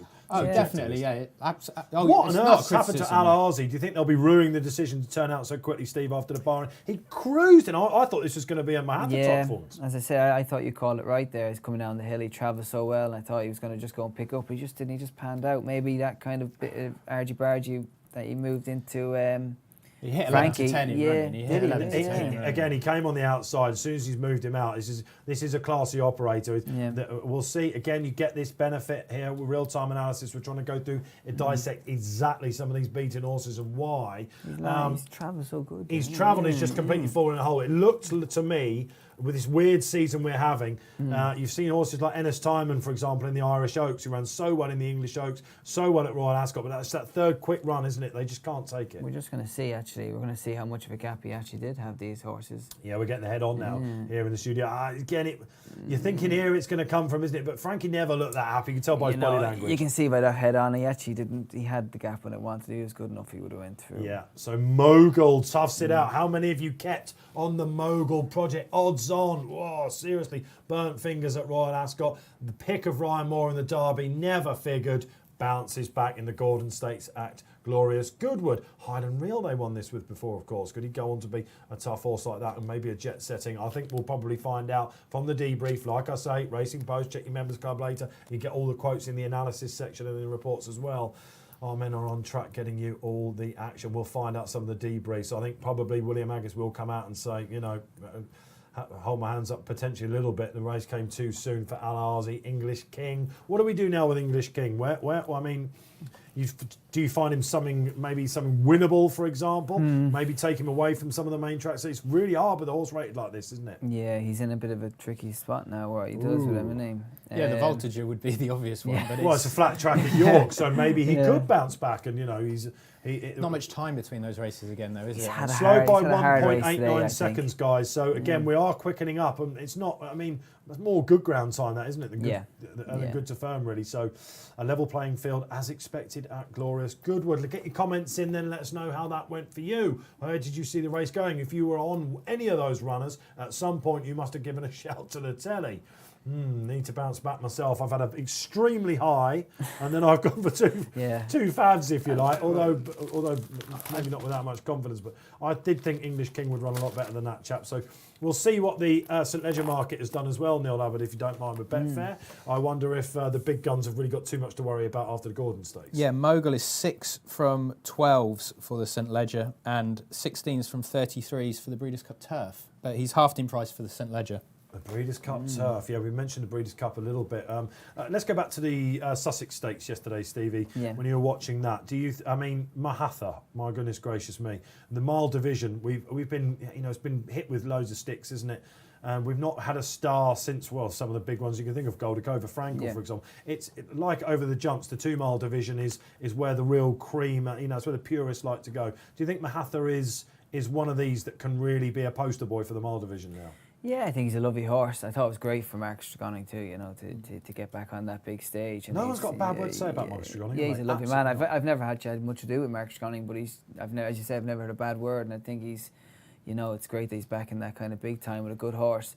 I know Oisin's come out and kind of had his he didn't get the run, the splits and everything. Very harsh on himself, Oisin. Yeah, Oisin is like that. He wears his heart on his sleeve. And back to what we said with social media, he likes to keep everyone informed what's going through his head, and sometimes I think he's a bit more critical than he should be. But look, it is a good race. Siskin? Thought ran well. Siskin, I just thought it was an okay race. And, I like the fact that Mahatha is, he's a class horse, and he could be, as you say, he could be the kind of poster boy for them milers and that. Yeah, so, Breeders' Cup and all that sort of thing, isn't it? We could be doing that. Let's talk about some of Charlie Fellowes' horses while we're digressing before our feature race of the day, 3:15. The Nassau Stakes is coming up. Charlie Fellowes, Prince of Arran. Let's talk about Prince of Arran. Prince of Arran. He's a stable star. Is the plan to try and get back down for another crack at the Melbourne Cup? Surely that's not going to be able to happen, is it? No, I don't know. I'm not sure, but actually, I think it probably is. Believe it or not, I was reading Tom Magnier. I was reading down in Australia. I follow Aussie racing fairly closely. He said he's been talking to Aidan about getting them down for their spring carnival, which is about a month or two away in Victoria. But we all know what Victoria's happening at the moment, lockdown. But I think that if you're going to follow the quarantine rules, you can go and get do it. down Well, there. He thrives when he gets on a plane. What was the buzz like? Like around that to get chinned like that in a Melbourne Cup. It would have been great for Charlie and the yard and the owners and the girl Tashi and looks after him. But he's been a stable star for years, and he's just a kind animal, and it's amazing because he doesn't transform his form so well over here. And unfortunately, I only ride him over here. I was getting to this. He always seems to get on the plane and get his sun cream out, and that's it. Stevie's back at home. I'm going to find a couple of making some money, and that's it. But he's a lovely horse. We love him in the yard, and we'd love to see him go back and actually do it one day. While we're on the subject, and this is a bit of I get to do this. This is the luxurious position I'm in. One of my favourite horses in training is Calm Wennon. Oh yeah. Now what it did that? Yeah, I love this chap because I think I wrote him up in one of his early races, and I didn't expect him to improve this much. Calm Wennon is the staying horse. He last ran in the Northumberland Plate, didn't he? Yeah. And did they go just a bit too slow in that race because he was a bit of a tactical? He ran since then, Dave. He ran in the cup race at Newbury there last week, 2 weeks ago. Yeah, the Marsh Cup. Completely missed that. He ran very disappointing. He's just not. He ran well in the Northumberland Plate. They went too steady, got too far back. Is this a horse that could go? In time, he's a big scopy individual. The thing about Carwen is he's such a gentle giant. I don't know if people notice him in the stalls. He sits in the stalls, he puts his head in the stalls, and he actually waits there to kiss him and rub his eye. He's just so laid back. He's horizontal. He's absolutely horizontal. He won the consolation. Did he win the? He won the Vaz. Yeah, he won the Vaz. Because that was really good, wasn't it? The questions in to Stevie. If you've got any horses that Stevie's ridden, you want to know more about them. What about Lord Halifax? There's another one. This is another one of mine. When you won on him at Kempton, you were on him that day. I didn't ride him at Kempton. No. Okay. But so I've ridden him a lot. Up there somewhere. He ran again the other night. Once again, ran a bit disappointing. Yeah, he's a bit of a worrier, Charlie said, and the race developed where as a loose horse in the race. Somebody got struck into early doors.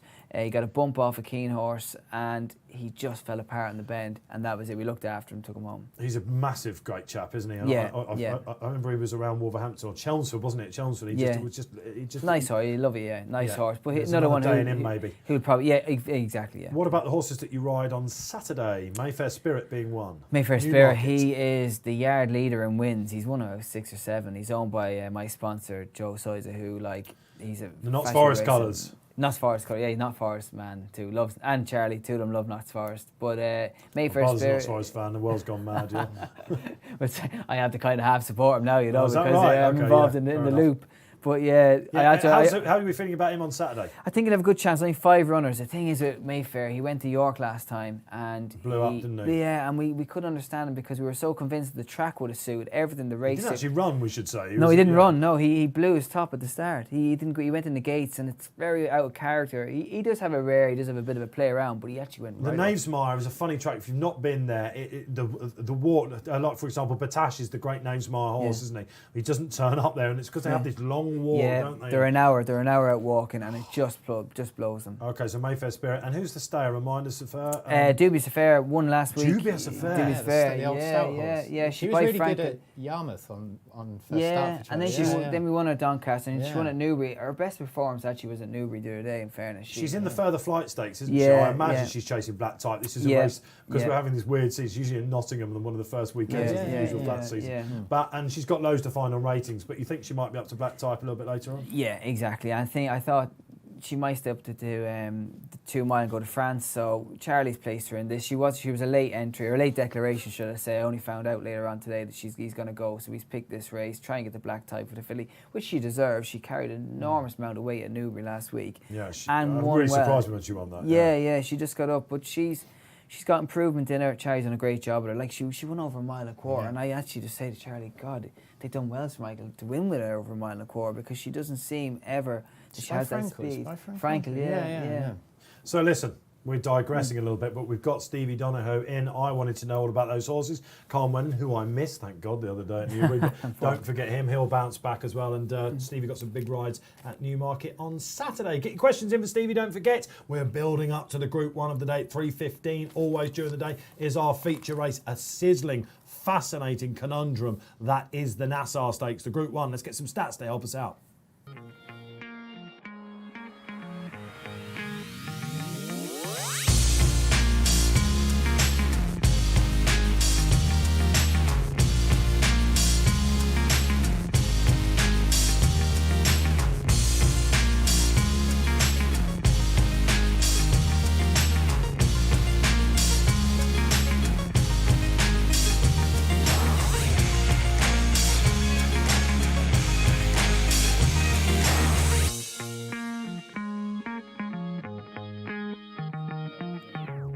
Okay, thanks for that. Now let's talk about the age stat there. That's what, I look at that stat pack as well. Thanks to the guys in the studio for putting that together. Kevin Morley and his excellent trends column. You can get that in the paper on your members section as well. Such a big help. Age, very interesting. We've got 2 3-year-olds in here. One French Classic winner. We'll talk about Donohoe O'Brien in his own right a little bit later on. Ryan Moore's choice. So basically 10 of the last 12 been 3 or 4-year-olds. Now, what do we think about Deirdre then, guys? 6-year-old, won it last year. Probably the best horse in the race. I think we can say that on what she's done at her exploits around the world. Japanese superstar, really. Even though she's not one of their top notchers, she's been there and done it. She showed in the Irish Champion Stakes after maybe benefiting from a pace burn up in this race last year. That wasn't a flash in the pan. Oisin Murphy absolutely loves this horse, Stevie, doesn't he? Yeah, Oisin loves this horse. And she's a superstar in her own right, She ran the Eclipse there. She comes back, that might just put her right. She is the class horse of the race. I'd love to see her win, but I think that's just my heartstring more than anything, She's been in Newmarket since the whole COVID thing. I remember seeing John Berry at the Newmarket train, who's got great social media. He was taking us all around. Crazy, isn't he? He was taking us all around Newmarket on his social media and showing us parts of the tracks. These old gallops that aren't used anymore. He just came across Deirdre one day, walking around and doing a little bit. That's what you get when he goes to Newmarket. She is the best horse in the race. I think we can say that just about. Yeah. Although Magic Wand would have something to say, I suppose, about that. Aidan O'Brien, second string. Is it interesting that Ryan's not on Magic Wand and Frankie Dettori takes the ride? I think it's a big pointer to where Ryan's thinking, I imagine, or the boys who own it. As you say, Donegal's filly, Fancy Blue there. I think Ryan would have steered him towards that. Yeah, okay. That is very interesting indeed. We hear all sorts of things coming out of the stable. In his Betfair blog, he doesn't specifically say, he's chosen her over Magic Wand explicitly. All he says that, she's beaten the right horses in the French Oaks. Yeah. She gets £9. Yeah. I'm looking forward to riding her. Sort of what you would expect, but he does put up Magic Wand as a potential fly in the ointment here. She was the money horse as well, Magic Wand, wasn't she? Before we get into some more, let's get a market update, let's get back to some protocol here on the show, and we'll go to the Betfair screen. Neil Hubbard, take us through where the money has been. I saw Magic Wand was really hardening up. She loves this fast ground. Has that been borne out still as we approach race time? Yeah, so she was 4-1 first thing this morning, but she's into 100-30, so there is a bit of money for her. But Fancy Blue heads the market at the minute, 3.95. Then you've got joint second favourites, Nazif and Magic Wand. It wouldn't be a massive surprise if we're going to end up with co-favourites of 3, and one of these 3 actually burst clear and be clear favourite. But they're the ones who head the market. Deirdre's next, 6.8. Queen Power, 15.5. One Voice, 18.5. And Lavender's Blue is your outsider. Calling the outright fav at the moment, not easy indeed. Shows you what sort of a tactical race this could well be. Pace in the race, Stevie. I mean, maybe Magic Wand. She's a horse that's liked to go on with it in the past. I mean, you've got Nazif, for example, who's not really tried this distance before. Lavender's Blue, the outsider. She's very talented indeed, although on figures she's got a bit to find as well. There's no obvious front runner here. Queen Power, don't think she's a little bit fizzy. She might not do it. Fancy Blue, when she won the French Oaks, so watch that back early, she was never far away. She got a dream run that day, didn't she? Yeah. Do you think that? I mean, that was incredible. Let's talk about Donohoe briefly. This is his first run in Britain. I know it's been a really, really weird year, but this is his first runner as a trainer in Britain. Could he actually win a Group 1 with it? Is this your fancy? Yeah. I like Fancy Blue. I'm kind of on the fence with a lot of the horses. Like Nazif, regarding the pace, you think with Magic Wand could go out and make it a bit more of a test, because there's so many questions about her staying, you know what I mean? Yeah. by Invincible Spirit, so it should. But and I know Jim's come out and said it should stay. But yeah, I think it's going to be pretty tactical in that regard. I just think Fancy Blue drawn beside Magic Wand will be pretty simple. One will go make the run and Ryan will park up his arse and that'll be it. Yeah. But absolutely keep it simple. Says Stevie. Before we go to Neil Hubbard and see what his pick is, so you can react to that. Let's see what Kills thinks. He's a massive Japanese fan. The Nassau Stakes is really tough. We've got Fancy Blue, the French Oaks winner, in here, and Nazif, who's unbeaten, having won the Falmouth Stakes last time. But I'm going to take another chance on Deirdre, only 5th in the Eclipse last time, got going a little bit too late, having been outpaced. She won this race really easily from off the back last season. She loves fast ground. As an older horse, she should just be reaching her peak now. As an old horse, she'd just be reaching a peak, Kills. Absolutely. Well, listen, she back-to-back winners of the race. I'm not sure what it's been done to. Oh, of course, Midday, of course, for the late Henry Cecil. So Henry Cecil won it in 2010 and 2000, and what a filly she was. Neil Hubbard, then, let's go to you and let's get some business done. Yeah, I'm sort of with Stevie in terms of sitting on the fence with a couple of those, towards the head of the market. So I'm sort of looking at it a different way. And we've touched on before about how on Betfair you can play different amount of places. So there is a 3 places market available on this race. And it's the Irish filly, but it's One Voice who I'm going to be backing here. Yeah, a bit right down the bottom. I think she's potentially a bit unlucky to not be coming here searching for a 5-timer because she was second on her seasonal debut, but she was beaten at 1.09 in running.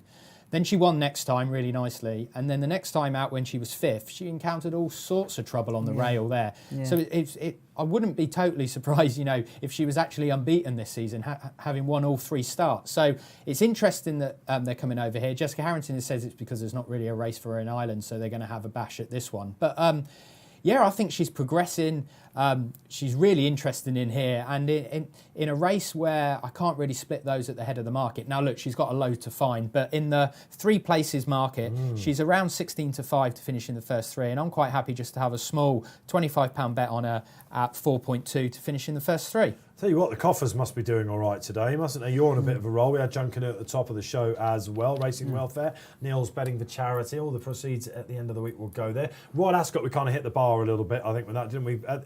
In the Guineas meeting, Barry Orr knocked it out of the park. We're on target for a fair little... Yeah, not too bad so far this week. We were just ahead coming into today anyway. You did a sterling effort in the opener. We topped that up with Mogul. So, so far, so good. Well, it is, absolutely. I'm saving it for the last. There we go. All right, the nursery handicap. Not a man to be forgotten, Stevie, let me tell you. Yeah. All right, so listen, Fancy Blue. I watched back that run in the French Oaks last time. And Peaceful, if you remember the horse that she reversed form with the Irish Guineas winner. I thought Shamey Heffernan, it was interesting. He either looked like he was getting, he didn't pick up the stick, but I wonder whether she was a tad flattered by that, guys. But at the same time, she's a horse that Donohoe has inherited from his dad. It's his first season training outright, certainly on the turf anyway. And I don't know, she's only been beaten once, isn't she? She could just be, the horse that's going to go into the 120, official rating mark. Let's face it, Deirdre and Magic Wand have had the chance to do that. Magic Wand, peaking now as a 5-year-old, is on the 116 mark. So I'm perfectly, I can see this winning. But I think she's pretty straightforward, and Ryan's obviously on a bit of a roll now. But Magic Wand is also I absolutely love, and that's going to be my play here. Yeah, Magic Wand's really... I went back and had a look that she's run 10 times over this trip, 8 of them at Group 1 level. And of those 8 attempts at Group 1 level, on 7 occasions she's been in the first 2. So she's rock solid. You can hang your hat on her. You can. Everything's right for her here. There's no reason to expect her to not be there at the business end. She's a bit of an unlucky filly, She had a lot of detractors, didn't she? She was one of those that people... I used to speak to people and they're like, I can't stand this filly. She never gets her head in front. But what they didn't realise was, or I didn't think they realised was, she'd gone to Australia, she's gone to Hong Kong, she's gone to America, and every time it pours with rain. And all she wants is the top of the ground. She ran in the Pegasus when it was soft. Exactly. She went to Australia and finally got a grade 1. I got up early to see that. She beat... oh my goodness gracious me, who did she beat? Let me try and see. It was one of New Zealand's greatest mares. She's accumulated like over $3.5 million in prize money. She's only won 4 times. She's a lovely, lovely horse. She beat Melody Bell, of course. That was in November. Melody Bell, serious New Zealand mare. There's another one in here that I like before I pass it over. Lavender's Blue, the complete outsider. I put this up, you may remember, Neil, in Duke of Cambridge Stakes. She's got some Group 1 form. She was a little bit unlucky when she signed off in the Falmouth Stakes, I think it was. Or it wasn't actually. It was the... Oh, I'll get to this. Hang on, sorry about this. I should know these.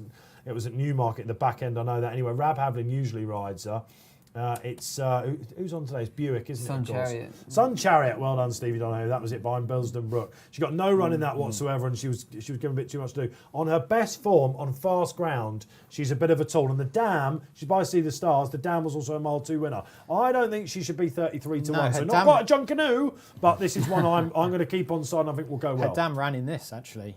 She was well beaten in it, but she did run in this. I think her run at Royal Ascot, she did just run like that was her first run of the season. 2.5 furlongs out, I was getting quite excited, and she fell in the hole. Yeah, and like it was her first run of the season, what it was. But this step up in trip, she was just beaten by Queen Power over this trip last year, wasn't she? But she's another interesting one, Queen Power, actually. We should probably talk about her. Yeah. Yes, because if you like Nazif, for example, she wasn't that far behind her, and she was actually favourite that day, wasn't she? You know, all the good Shrewdies came for her. Sylvester de Souza at Goodwood, Stevie, it's a track he absolutely likes. Why is that? Is that because he can get racing fairly far out on the round course? Yeah, Sylvester's he's a fantastic jockey, strong, and he gets a hold of him and gets rocking on. The thing with this filly, I thought, was just that she might just be a bit keen, and therefore he might have to play his hand and he could end up by default over this mile and a quarter being the option driving the train. I found her a bit weird because she ran in the Ribblesdale, and when she ran in the Ribblesdale, she just got the impression that I think she wants to come back in trip. And she's just too keen, wasn't she? She came back in trip at Windsor, and she didn't run very well. And so then this season, they've brought her back in trip twice. In the Dahlia. Yeah. And then both occasions you think, she'd probably go up in trip. I know. Yeah. And so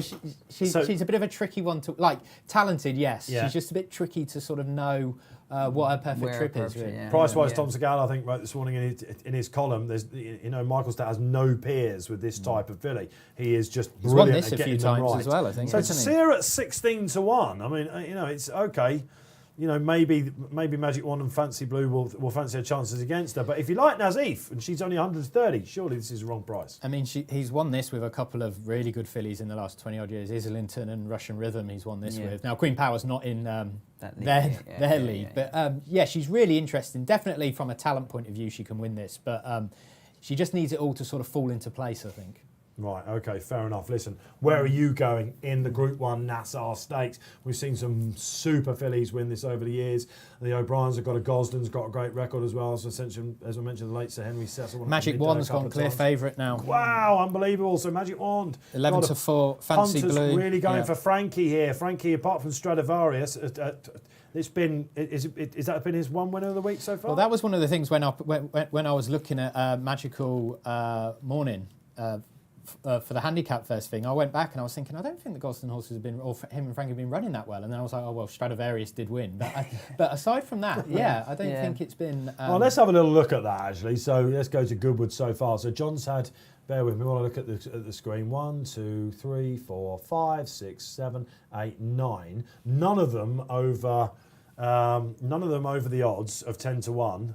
And just the one winner so far. Stradivarius, so. Interesting. So the best, certainly, second best horse in the yard, I think we can say that.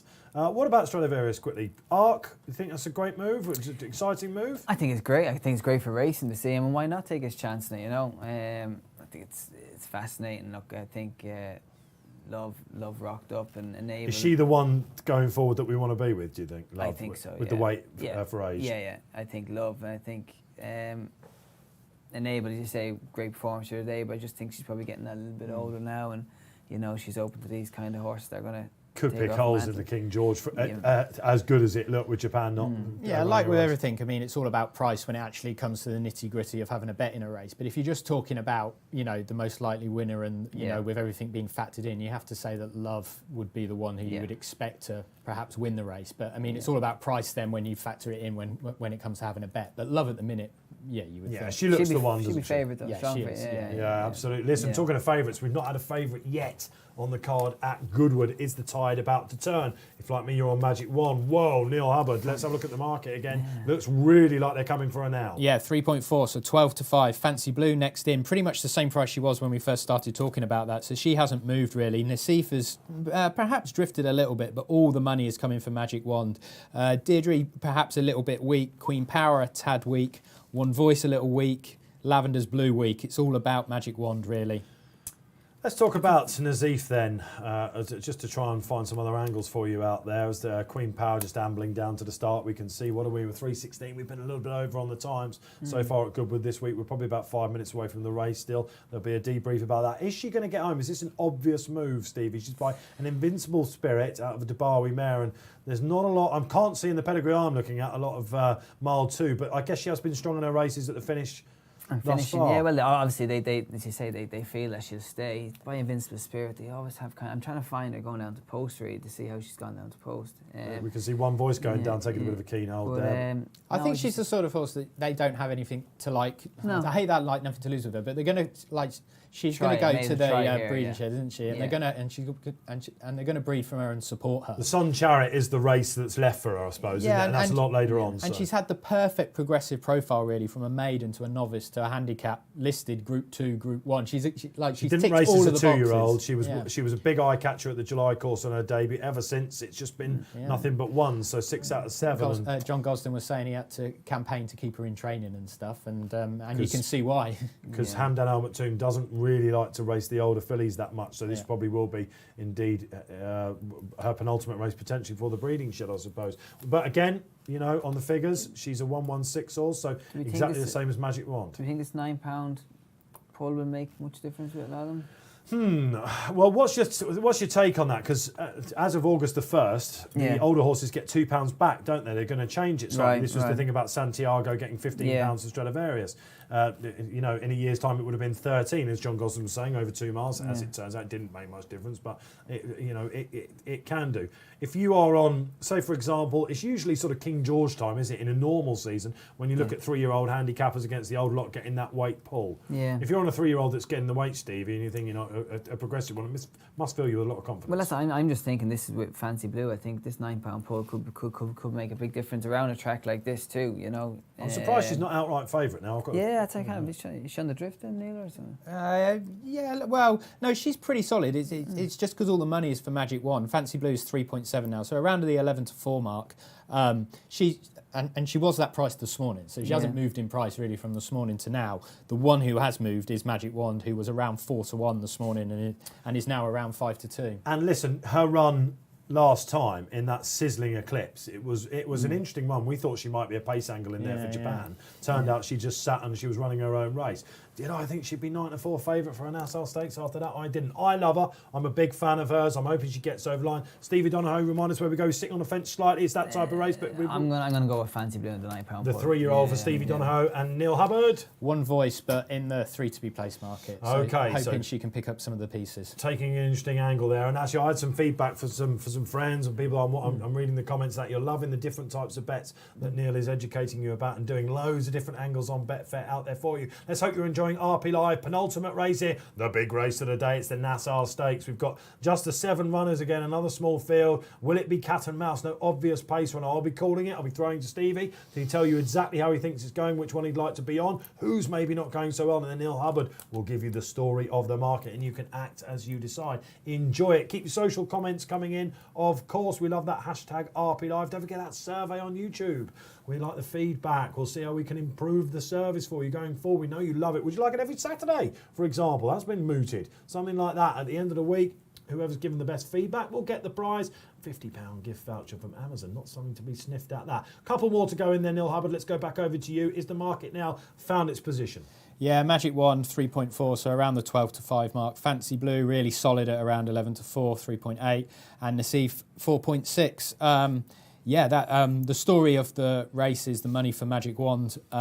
Everything else a little bit weak, other than Fancy Blue, who's pretty solid. I mean, how would you be if you were Ryan Moore and you're thinking, just, you know, would this be a tough if Magic Wand goes and hacks up from Fancy Blue, does Ryan come and kick in the cat? No, Ryan Moore's class act. Whatever.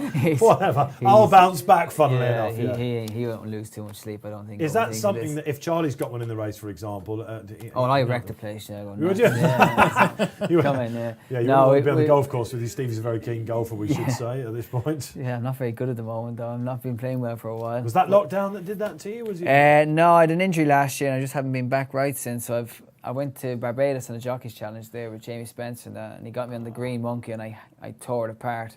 nearly got thrown off, so I've not played since. I've been to Garrison Savannah over there. We were talking about that before the pre-show, didn't we? Absolutely mad place. If you've been to Barbados, the place to go is Garrison Savannah. It's basically makes Chester look like Newbury. Oh, isn't it? yeah. It's absolutely mad. It's great. It's fantastic, though. It is great. Great people, great sport. If you get on the right lead, I can imagine. How did you get fair in that Jockeys Challenge? Did the locals absolutely spank you? I won the first one. We got spanked. I won the first race, and I came in and told the lads, right, it's on to you now. You can carry it. A bit like John Canoe, was it? Yeah, okay. I can retire here. All right, fair enough. Listen, you're watching RP Live. Great to have you on board. Wherever they're in the world you are watching. We know we've got some international fans as well. You're most welcome. The last couple going in, then let's get down to business for the Nassau Stakes. Just looking at my pace map, I'm expecting I think it will be Nazif, maybe tagging on to Fancy Blue and Magic Wand. Where are we going to go? They're in. Good luck wherever you're playing. This is going to be fast and furious from the gates, and out they come, and it is a nice level break as expected. Lavender Blue just taking a pull there. William Buick for Amanda Perritt, first time over the trip. Queen Power again a little bit buzzy.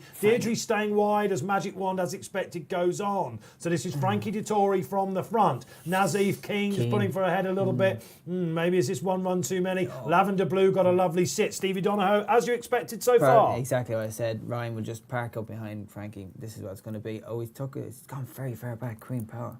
Yeah, this is a horse that they're not sure about the trip with, but she's buzzy. That's the thing. I like Nazif's position now. Jim Crowley, Stevie got much better. Yeah, lots of cover there. He's got Deirdre on his outside. How quickly are they going? Would you say? Not too quick, in fairness. She's pricking her ears in front, Frankie's. Yeah, she is Magic Wand. She's been there and she's done it all over the world. She's just, I wouldn't say she's too keen. She's full of herself. You can just see Ryan coming out off the heels. Look, you can just see he's not going to get stuck in behind. This is Group 1 business. Yeah. One voice got a nice sit, Neil Hubbard. Your suggestion, how's the market looking as they concertina into the bend? Yeah, Magic Wand is 2.8 now, so very positive about her. Fancy Blue next best, but again, Magic Wand replicating pre-race in play in terms of clear favourite. Oshin Murphy alive to the fact that Frankie's had a bit of a freebie because Deirdre comes up. Remember last year, at this point she was about 5 lengths off. They went really hard. This is turning into a sprint. Stevie Donohoe. Yeah, Jim's going very well, but Ryan's just going to get, when he gets level ground now, he's going to start expanding this. Nothing going as well as the leader though, Magic Wand at this point. What will she find? That's the question. She's really tough. Even Fancy money,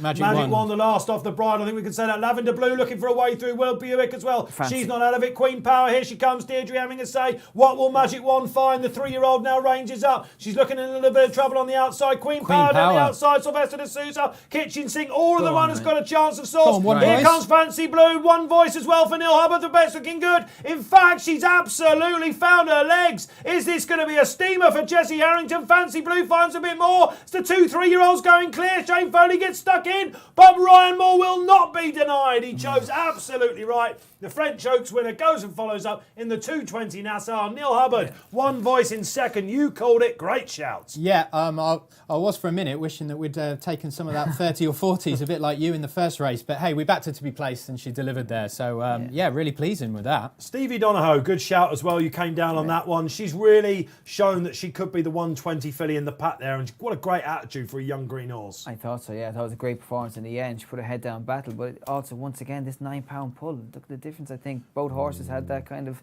£3 allowance. But yeah, Tom Marquand must have really fancied his chance. I call it Shane Foley. Of course, he's stuck in Ireland. Shane, if you're watching out there, we didn't quite have the pain of watching that one go over the line. But Tom Marquand, he's having some week, some season as well, isn't he? And if you're Ryan Moore and you're seeing Tom in the corner of your eye, thinking, I'm really going to have to kitchen sink it here. Oh yeah, no, but Ryan's class. You have to understand Ryan Moore. He just gets dominant, gets rocking and rolling. You don't want to see Tom Marquand, very strong jockey, but I think Ryan knew he had enough there. He'd got to change her lead about 3 furlongs, 2 furlongs out, and once you'll see about a furlong out, she changed her lead. Once that happened, the game was over. Magic Wand was a bit disappointing there, wasn't she? Nazreef, I think, hasn't quite got home. Queen Power, I think if I was dissecting this as an analyst, I'm thinking, again, just so buzzy. Came on the outside, I thought she was going to win it at one point. Lavender Blue got a buzz in the run. Again, she hasn't quite got home.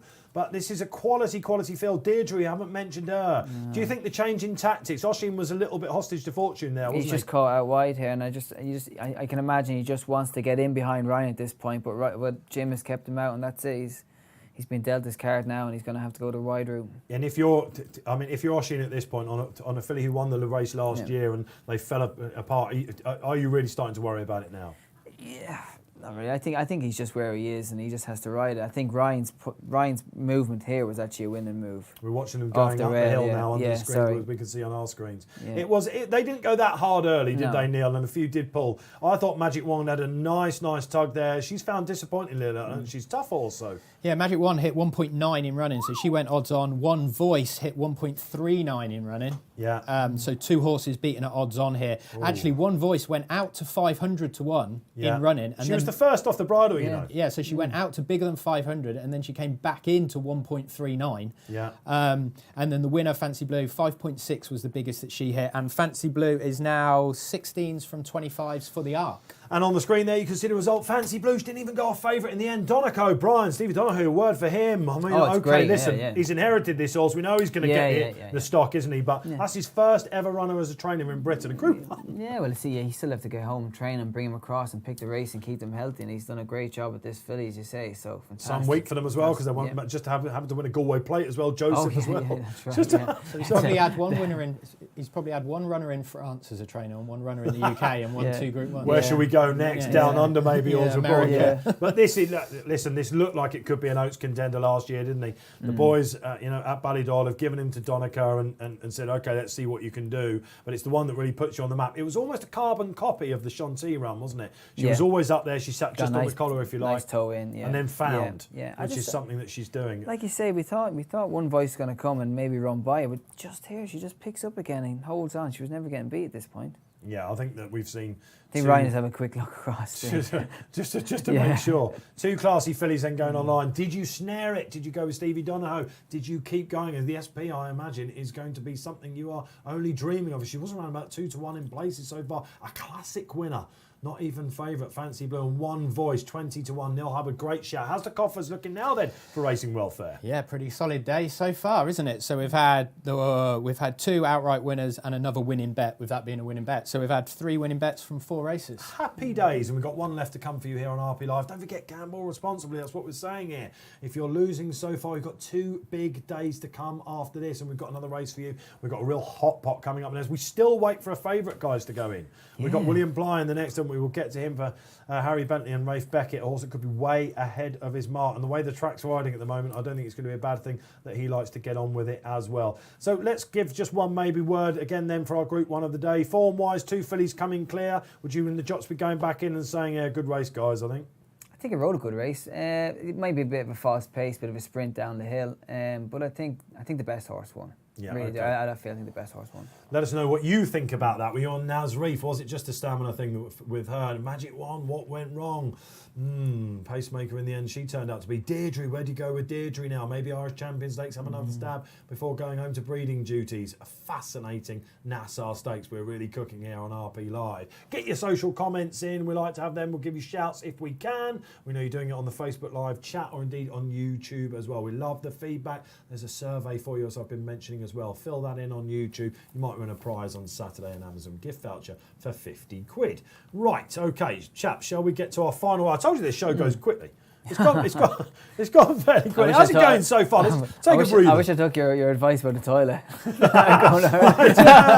See, we're seasoned pros about this. With 7 minutes to go before we came on air. Neil Hubbard, as usual. It's almost like a player with his lucky shin pads or something. With 7 minutes to go, Neil Hubbard disappears out the door.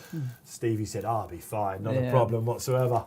Very nonchalant with it as well. Oh yeah, I'm like a swan. I'm underneath. I'm moving really fast. I told you he wasn't a modest man. Well, you'll be delighted to hear in that case. We're 15 minutes away from our last. We are delighted to have you with us. Let us know. Keep your social comments coming. Fancy Blue wins the Nassau. We're still waiting for a favourite, boys. Can't believe that. It's Goodwood. I can't believe that didn't go off favourite Fancy Blue. I really can't. They really came for Magic Wand, didn't they? Frankie Dettori could do with another winner, couldn't he? Let's face it. English King disappointed. Where do we go with some of the horses? Let us know where you think the future targets. Isn't it lovely, Stevie, to have, with the year that we've had, to be talking about the likes of the Ebor meeting, St Ledger meeting, the Arc, Breeders' Cup.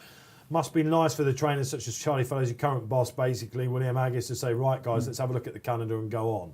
Yeah, no, it's great. We're back racing, and as you say, it's been such a drastic year for everybody. To have them things to look forward to it's just giving us all a reason, as you say, go to work and get rocking and rolling. Without, we like to have fun first and foremost here, but there are issues at the money with prize money, aren't there, and things, and there's a lot, behind the games for the smaller trainers still finding it very, very hard. Yeah. How are we going to get out of this? You think it's going to be a case of people just need to get in the same room and get together and work it out? Well, yeah, I think all the top cogs have to come together, but there's a lot of uncertainty of where the money is going, where the money is coming from. And I know the levy for what I think it's the Jockey Club from the 1st September, we don't know what racing is or how much money. And I think there's a story waiting to bubble under here. You will be hearing about that in the Racing Post. But at the moment, after August the 31st, which is, if you remember, Neil Hubbard as well, bring you in here, that we had this lovely, truncated, let's get all the pattern races in, catch up with Royal Ascot before, before the Derby and things like this.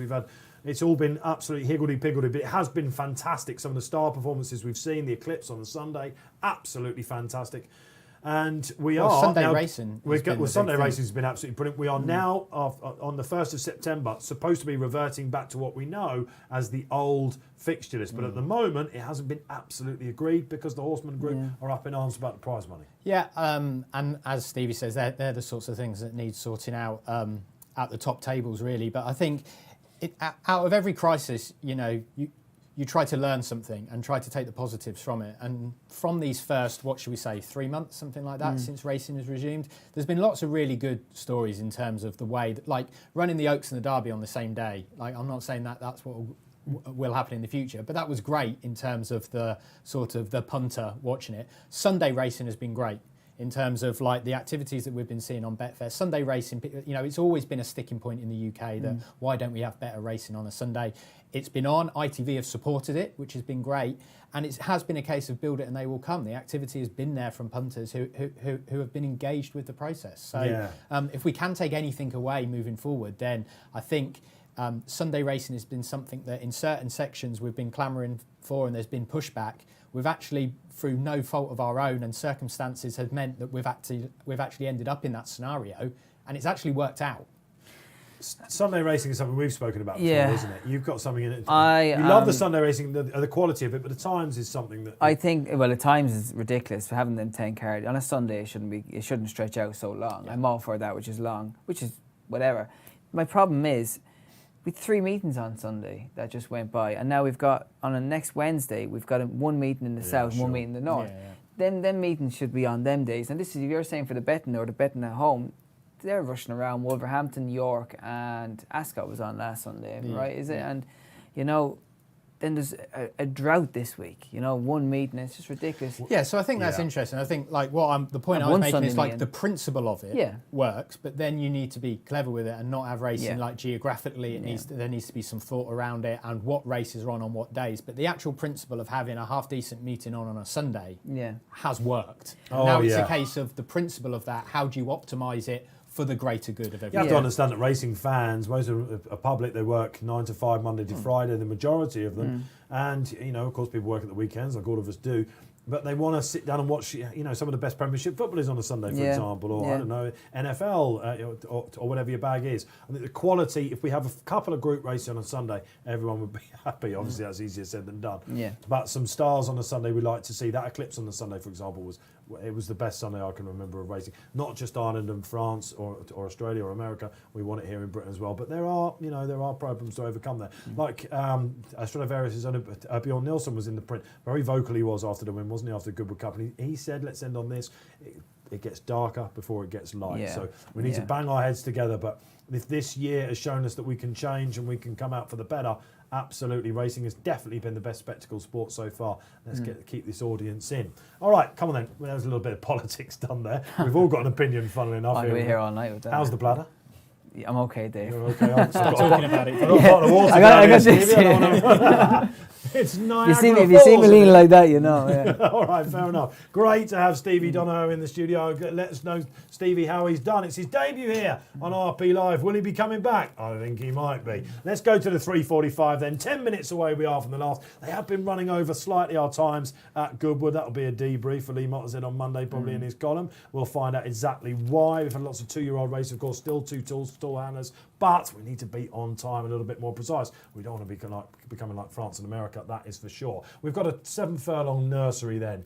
Pretty tricky, although the market, Neil, would suggest that this might be a one-horse race. One-horse race, that's what the market is telling us, Dave. So, yeah, William Bligh is the market leader at 2.62, which is 13-8, which is actually shorter than he was this morning. He was closer to 2.8 this morning, so he's even been well supported whilst we've been on air. Running back next in, 7.4. Quarantini, 12.5. Rommel, 11.5. Calcutta Cup, 15s. But, yeah, some big prices about the rest in here because the market is being taken up by William Bligh at the head of affairs. Yes. Now, why is he such a short price then, Neil Hubbard, and are you playing him? So he was, what did he do? Like on his penultimate start, he was second behind Master of the Seas, who we see, who then went out and won the Superlative Stakes in great style, actually. So we're talking about juveniles and juvenile performances grabbing us. And, you know, those that have and those that haven't. Master of the Seas is probably one that was very decent. And then William Bligh came out after finishing runner-up to him and won easily at Haydock. So the market will have you believe that his opening mark here for a nursery is pretty lenient. 87, isn't it? So absolutely. And Devious Company was second in that Superlative Stakes, ran second to Battleground earlier in the week. We think the form has got a lot of substance. Yeah. He's drawn in stall 2. Harry Bentley will surely try and get on with it. What are the negatives then? Ground?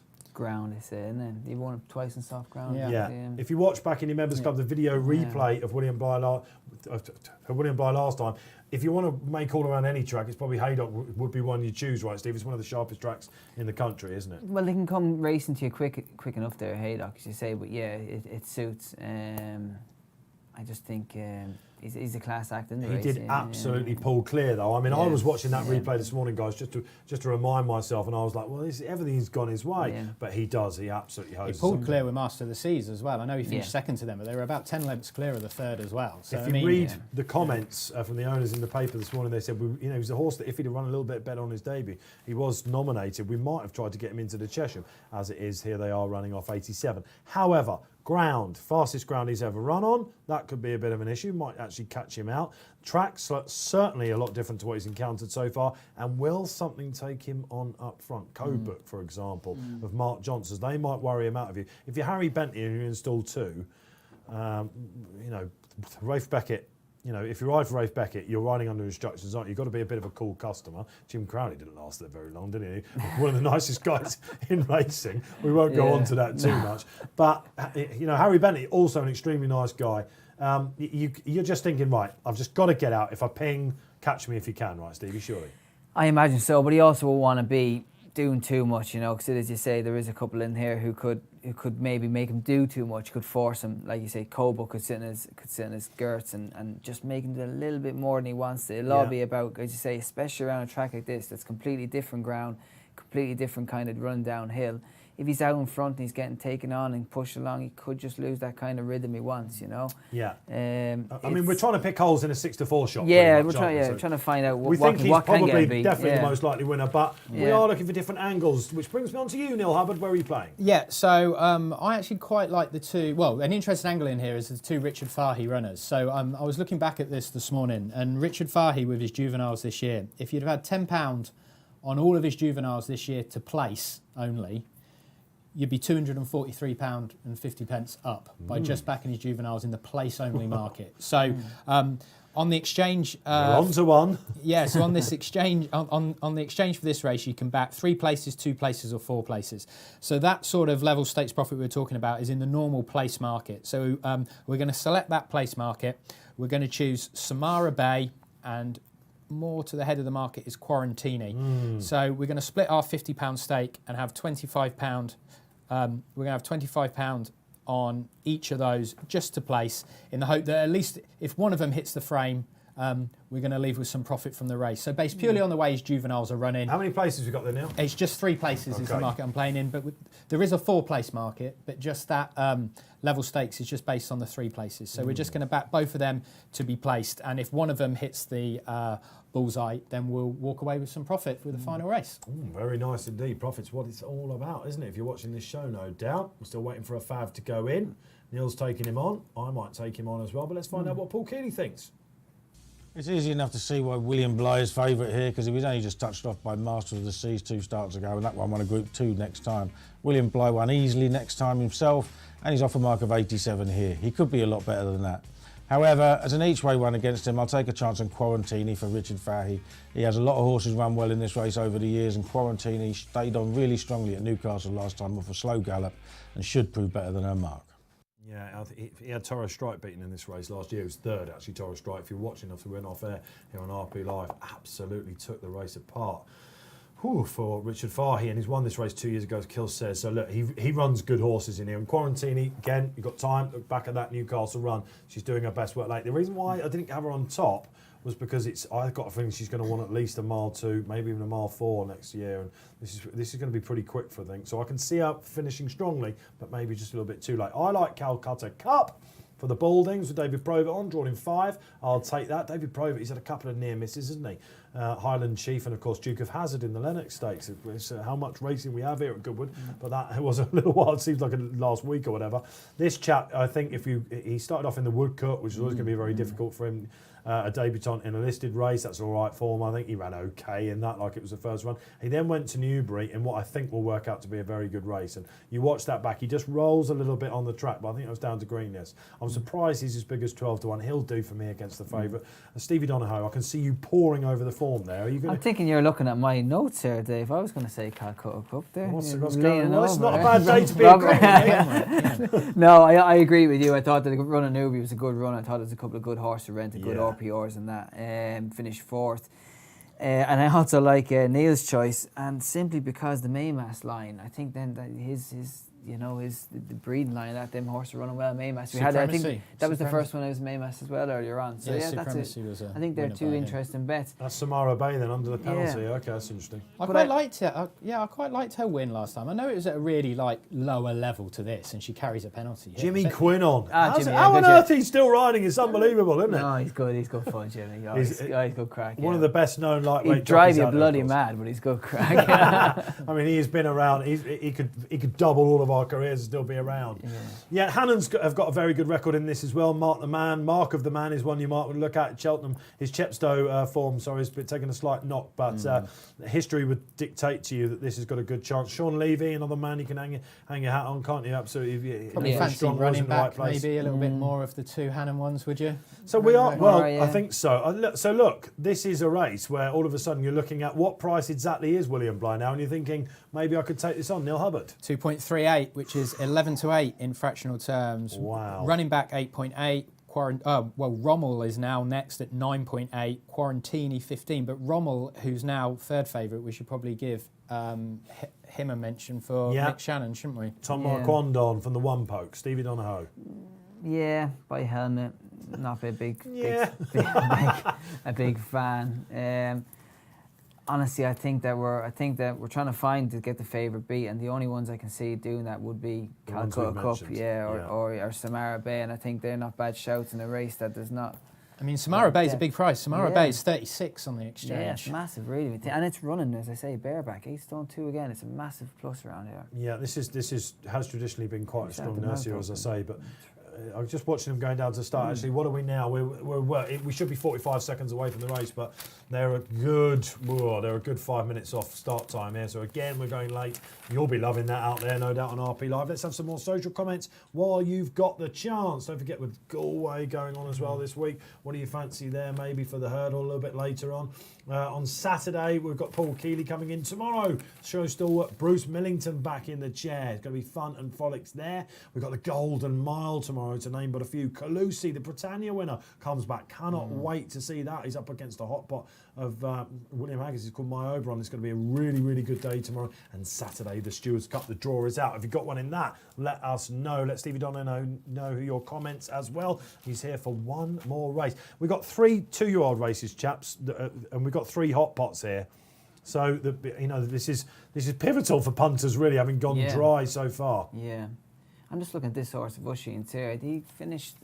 He got beaten by the horse that ran in Carter. Yeah. Let's have a social for Stevie then while he's on the screen. Let's have a look. Who we've got? What's it going to be? Brace yourself, Stevie. Keith Egan says, Stevie has been great on the show, but should be pushing one home at Goodwood. Hashtag top jockey. Hashtag one in a finish. Oh, yeah. That's a family member. Is that right? One of your golfing buddies, no doubt. That's my cousin. He's that fair right? play to my Keith. He's on wages. At the start of the week, he was offered all the top rides at Goodwood. Yeah, what are you on about, Keith? Good old I'm getting paid more here, Keith. It's simple. Don't worry about it. Listen, in the current climate, that's probably the case. He was always going to be here on Thursday. We knew about this. You'll be back to join us, Dave. Have you enjoyed yourself? You don't have I had a nursing. great day. No, a great day. Enjoy it. A bit of banter, a bit of crack. Not so. Is it something after racing you might look to migrate towards? Maybe. As you say, I enjoy loads of other things outside racing. As I said to before, I'm not one of them anoraks. I had a day off yesterday. I didn't watch any racing, so I do things like that. When I spoke to you a couple of weeks ago, I asked you about how lockdown was. You like to do that with the jockeys and trainers, anyone in racing, to see, was it really, really frustrating? You took a bit of a relaxed approach about it, didn't you? Oh yeah, I enjoyed it. Yeah, I had a great got time. out on the Percy throw, didn't you? Finally a week off. Yeah, we got some break in. I used to go out on my tractor there, cut the grass, drink a few beers. I don't know. I celebrate lockdown in a certain way.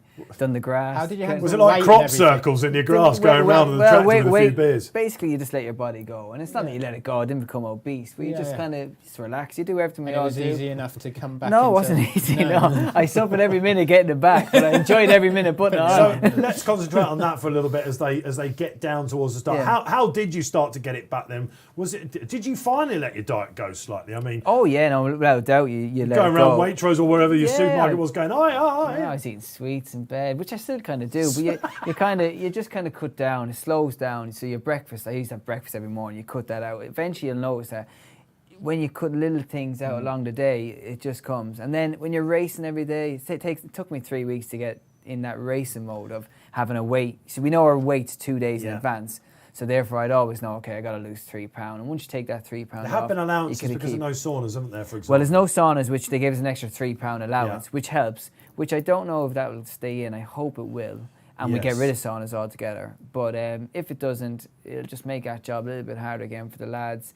Oh, I think while there's no saunas, it's got to stay in, doesn't it? Saunas they're a quick fix. And I find, as I'm watching now with the no saunas, a lot of lads are getting to the races and they have their weight sorted. Whereas before, me personally as well, I'd rock up to the races, run in, be fretting about it. Oh, you'd know I got to lose 2 pounds. You're in the sauna, you're sweating, we're shampooing up, you're getting out. Your head's just not in the game. Now I'm getting to the races. We're getting there 15 minutes before, 20 minutes, nice and chilled. We know our weight. It's all good. Sitting in a box, watching the race. It comes back to like the stuff you spoke about with your mental health and everything, and all of that sort of stuff. If you know you've just got to turn up and ride because you're much more relaxed, and surely that's reflected on the track. Well, this as is well, also you can do the job better. With the one meeting a day is fantastic for us because we don't want to be doing this driving. These lads years ago, you remember at Goodwood. These would be going somewhere else tonight. You know what I mean? Yeah. And they'd be jumping in the car. And you know where Goodwood is. And after to come out of the last race, the queues, the traffic, you're stuck behind trying to get to another meeting. Driving you're not missing at the moment, are you? No. It's absolutely the best thing that's happened out of all this is this one meeting a day. You're at Wolverhampton tomorrow, so up you go. Will you be watching from a box in the Holiday Inn, or will you be behind that glass curtain? Oh yeah, we're Stanislavski weighing We're room? actually in the other bit, and it's like partitioned off. We're in this other bit, so actually where you would have watched the jockeys is where we're actually being placed. Oh, really? Yeah. Right, okay. So you're in the bar? Yeah, we're in the bar. Effectively, we're sitting there where all the bar stuff is, and the beers are all on tap. We're getting close to our last lads, but we could listen to Stevie all day, couldn't we? You are riding at Wolverhampton tomorrow. I'm kind of very quickly while you're chatting away trying to look at exactly what you are riding because the pressure will be on. I'm trying to. I've seen you on a 33-1 shot, the first one I've come out with. Not that should put you off. I mean, that's got absolutely no chance whatsoever. You've got a 16-1 shot for Mark Usher. That's Wakas.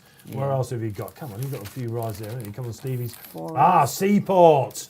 The guys in the gallery are all mentally getting ready to back that. You're looking absolutely perplexed at that. You do know you're riding Seaport, don't you? No, I'm just getting up here now, Dave. Calm down. Professional as ever, Stevie Donohoe. Put me on a hop like this. 7:35 tomorrow, Seaport. Yeah, great the only chance. thing I seen there was just drawn out bad, wasn't it? It was just drawn so far out of that mile 6, and I just thought, I'll have to. That'll be probably it'll be my best ride of the day, but it's just going to be where we get a nice pitch into the race. And I haven't ridden it before, but I'm sure Seamus Stewart will give me the lowdown. He's playing it down. You can see why he never played golf with this man. He told us at the start of the show never to worry about the draw. And he goes, anyway, they're in for the last. We'll see about the draw here. Stevie, Donohoe, what a pleasure it's been. Let's hope we manage to kick off in the last. And we're all going against the Fav. Listen, we think he'll take a lot of catching, but there are angles in.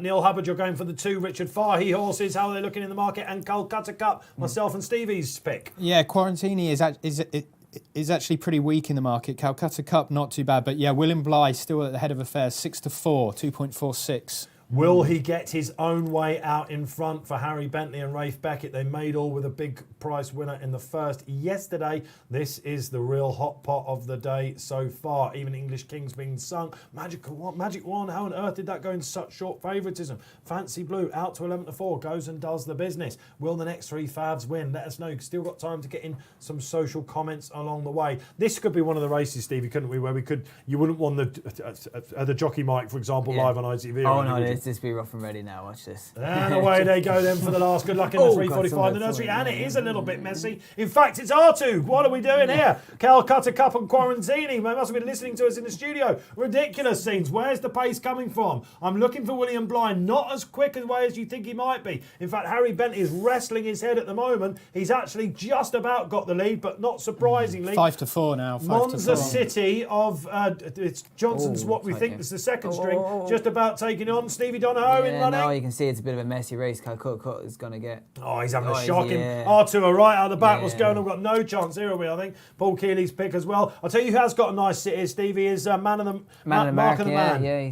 And who's this coming through? Quarantine, is it? No, running back for Oisin Murphy's there. Oisin took out one of the races, finally got his fillet there. Rommel on the inside, but at the moment it's William Bligh. Will he get let down on the ground? The closers are coming, running back for Oisin Murphy. Calcutta Cup's not totally out of this. Neil Hubbard, what's the market saying with the furlong left? Yeah, William Bligh, not 10-1 William Bligh. Monza City, odds on. What's this on the outside? This could just be Samara Bay. Jimmy Quinn launching out wide. Come on, Ginny, get your stick out. William Bligh trying to come back. Mark of the Man is there, but this is Monza City. This looks like one for Johnson unless something comes absolutely out of the clouds. Mark of the Man rallying. William Bligh on the inside is an absolute barnstormer. Looks like Hannon's going to get this. And up in the shadows of the post, Sean Lee off the mark for the week. Monza City was up there all the way. William Bligh on the inside. Was it a ground thing? Was it being taken on? Goodness gracious me. Not a lot gone into out the back. Calcutta Cup and Quarantini bumped each other about at the start. Was a very messy race. How did the market react? Neil Hubbard. Yeah, Monza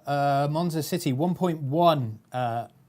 He went as low as for £1,600, so a significant amount of money there. Mark of the Man touched a high of 75.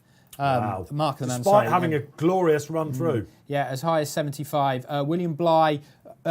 Just a little bit bigger than even money, but another example here, another race at Goodwood with an odds-on, where a horse has traded odds-on and been beaten. So that's 1, 2, 3, 4, that's 5 horses today traded odds-on and been beaten at Goodwood. Stevie, what's your impression of the Fav there in that race? Do you think it might have been the ground, or should he have gone a little bit harder early? I just thought it was he had no real excuse. He jumped here and he had a good pitch on the rail.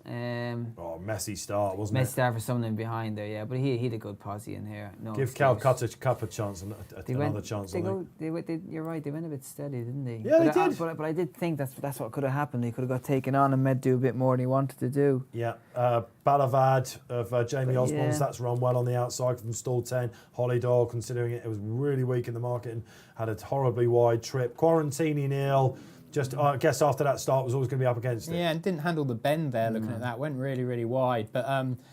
Yeah, that's sort of like nail in the coffin quite early doors for Bacchus of Quarantini. And then Samara Bay, for a moment or two, it looked like when they straightened up that he was travelling pretty well, Jimmy Quinn. Quite keen there, isn't she? Yeah, but when they turned for home, yeah, she travelled quite nicely into it, but then didn't really find much. And maybe this was just a bit too much of a step up in class for her, perhaps. Maymas as well, but maybe that's just a strongly run 7 might have just gone for her. I'll tell you what, let's look for some eye catches here. Calcutta Cup tries to come back into it. Yeah. Quarantini, despite the losing battle. What about running back? Oisin Murphy gave that a shout for Richard Allen as well. Has he got home?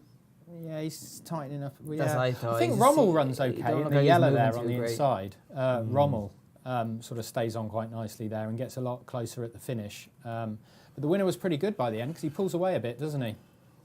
Okay, so there's your result. Look, then it's the Gusbourne Nursery Handicap. Mark of the Man. A horse going places for the hand and real tough sort. Monza City, loads of speed there for Mark Johnson. Always near and there or thereabouts, aren't they? And William Bly, 5-4. Did you take the odds about the potential group horse in the handicap? Well, in this race with me, debrief. You'll be out of fifth. See all the racing comments from connections later on.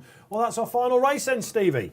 It's flown. The bladder is nearly going to sort itself out, old boy. I have to replenish now in a minute after that. So, thanks for coming in, first and foremost. You'll be back. Enjoyed it. No, definitely. Loved it. A great day. Just unfortunately, I picked one winner. Fancy Blue you had, didn't you? Fancy Blue got me out of the grease. Well, listen, it's all right. You also called English Kim with the type of track. It's been absolutely fascinating to get the jockeys' insight. Neil Hubbard, thanking you for another day. Yeah, good fun again. 2 more days. We must go into battle tomorrow. Bruce Wellington, then Paul Keeley. What can go wrong on Saturday? Yeah, well, we're over halfway now, aren't we? We are finally over 3 the down, halfway 2 mark. to go. Yeah, and it's been great to have you on board as well. So, Stevie, thanks very much. We'll see you again. Enjoy Wolverhampton tomorrow and good luck on Saturday at Newmarket. We'll see you tomorrow, Golden Mile Day, back here at Glorious Goodwood on RP Live.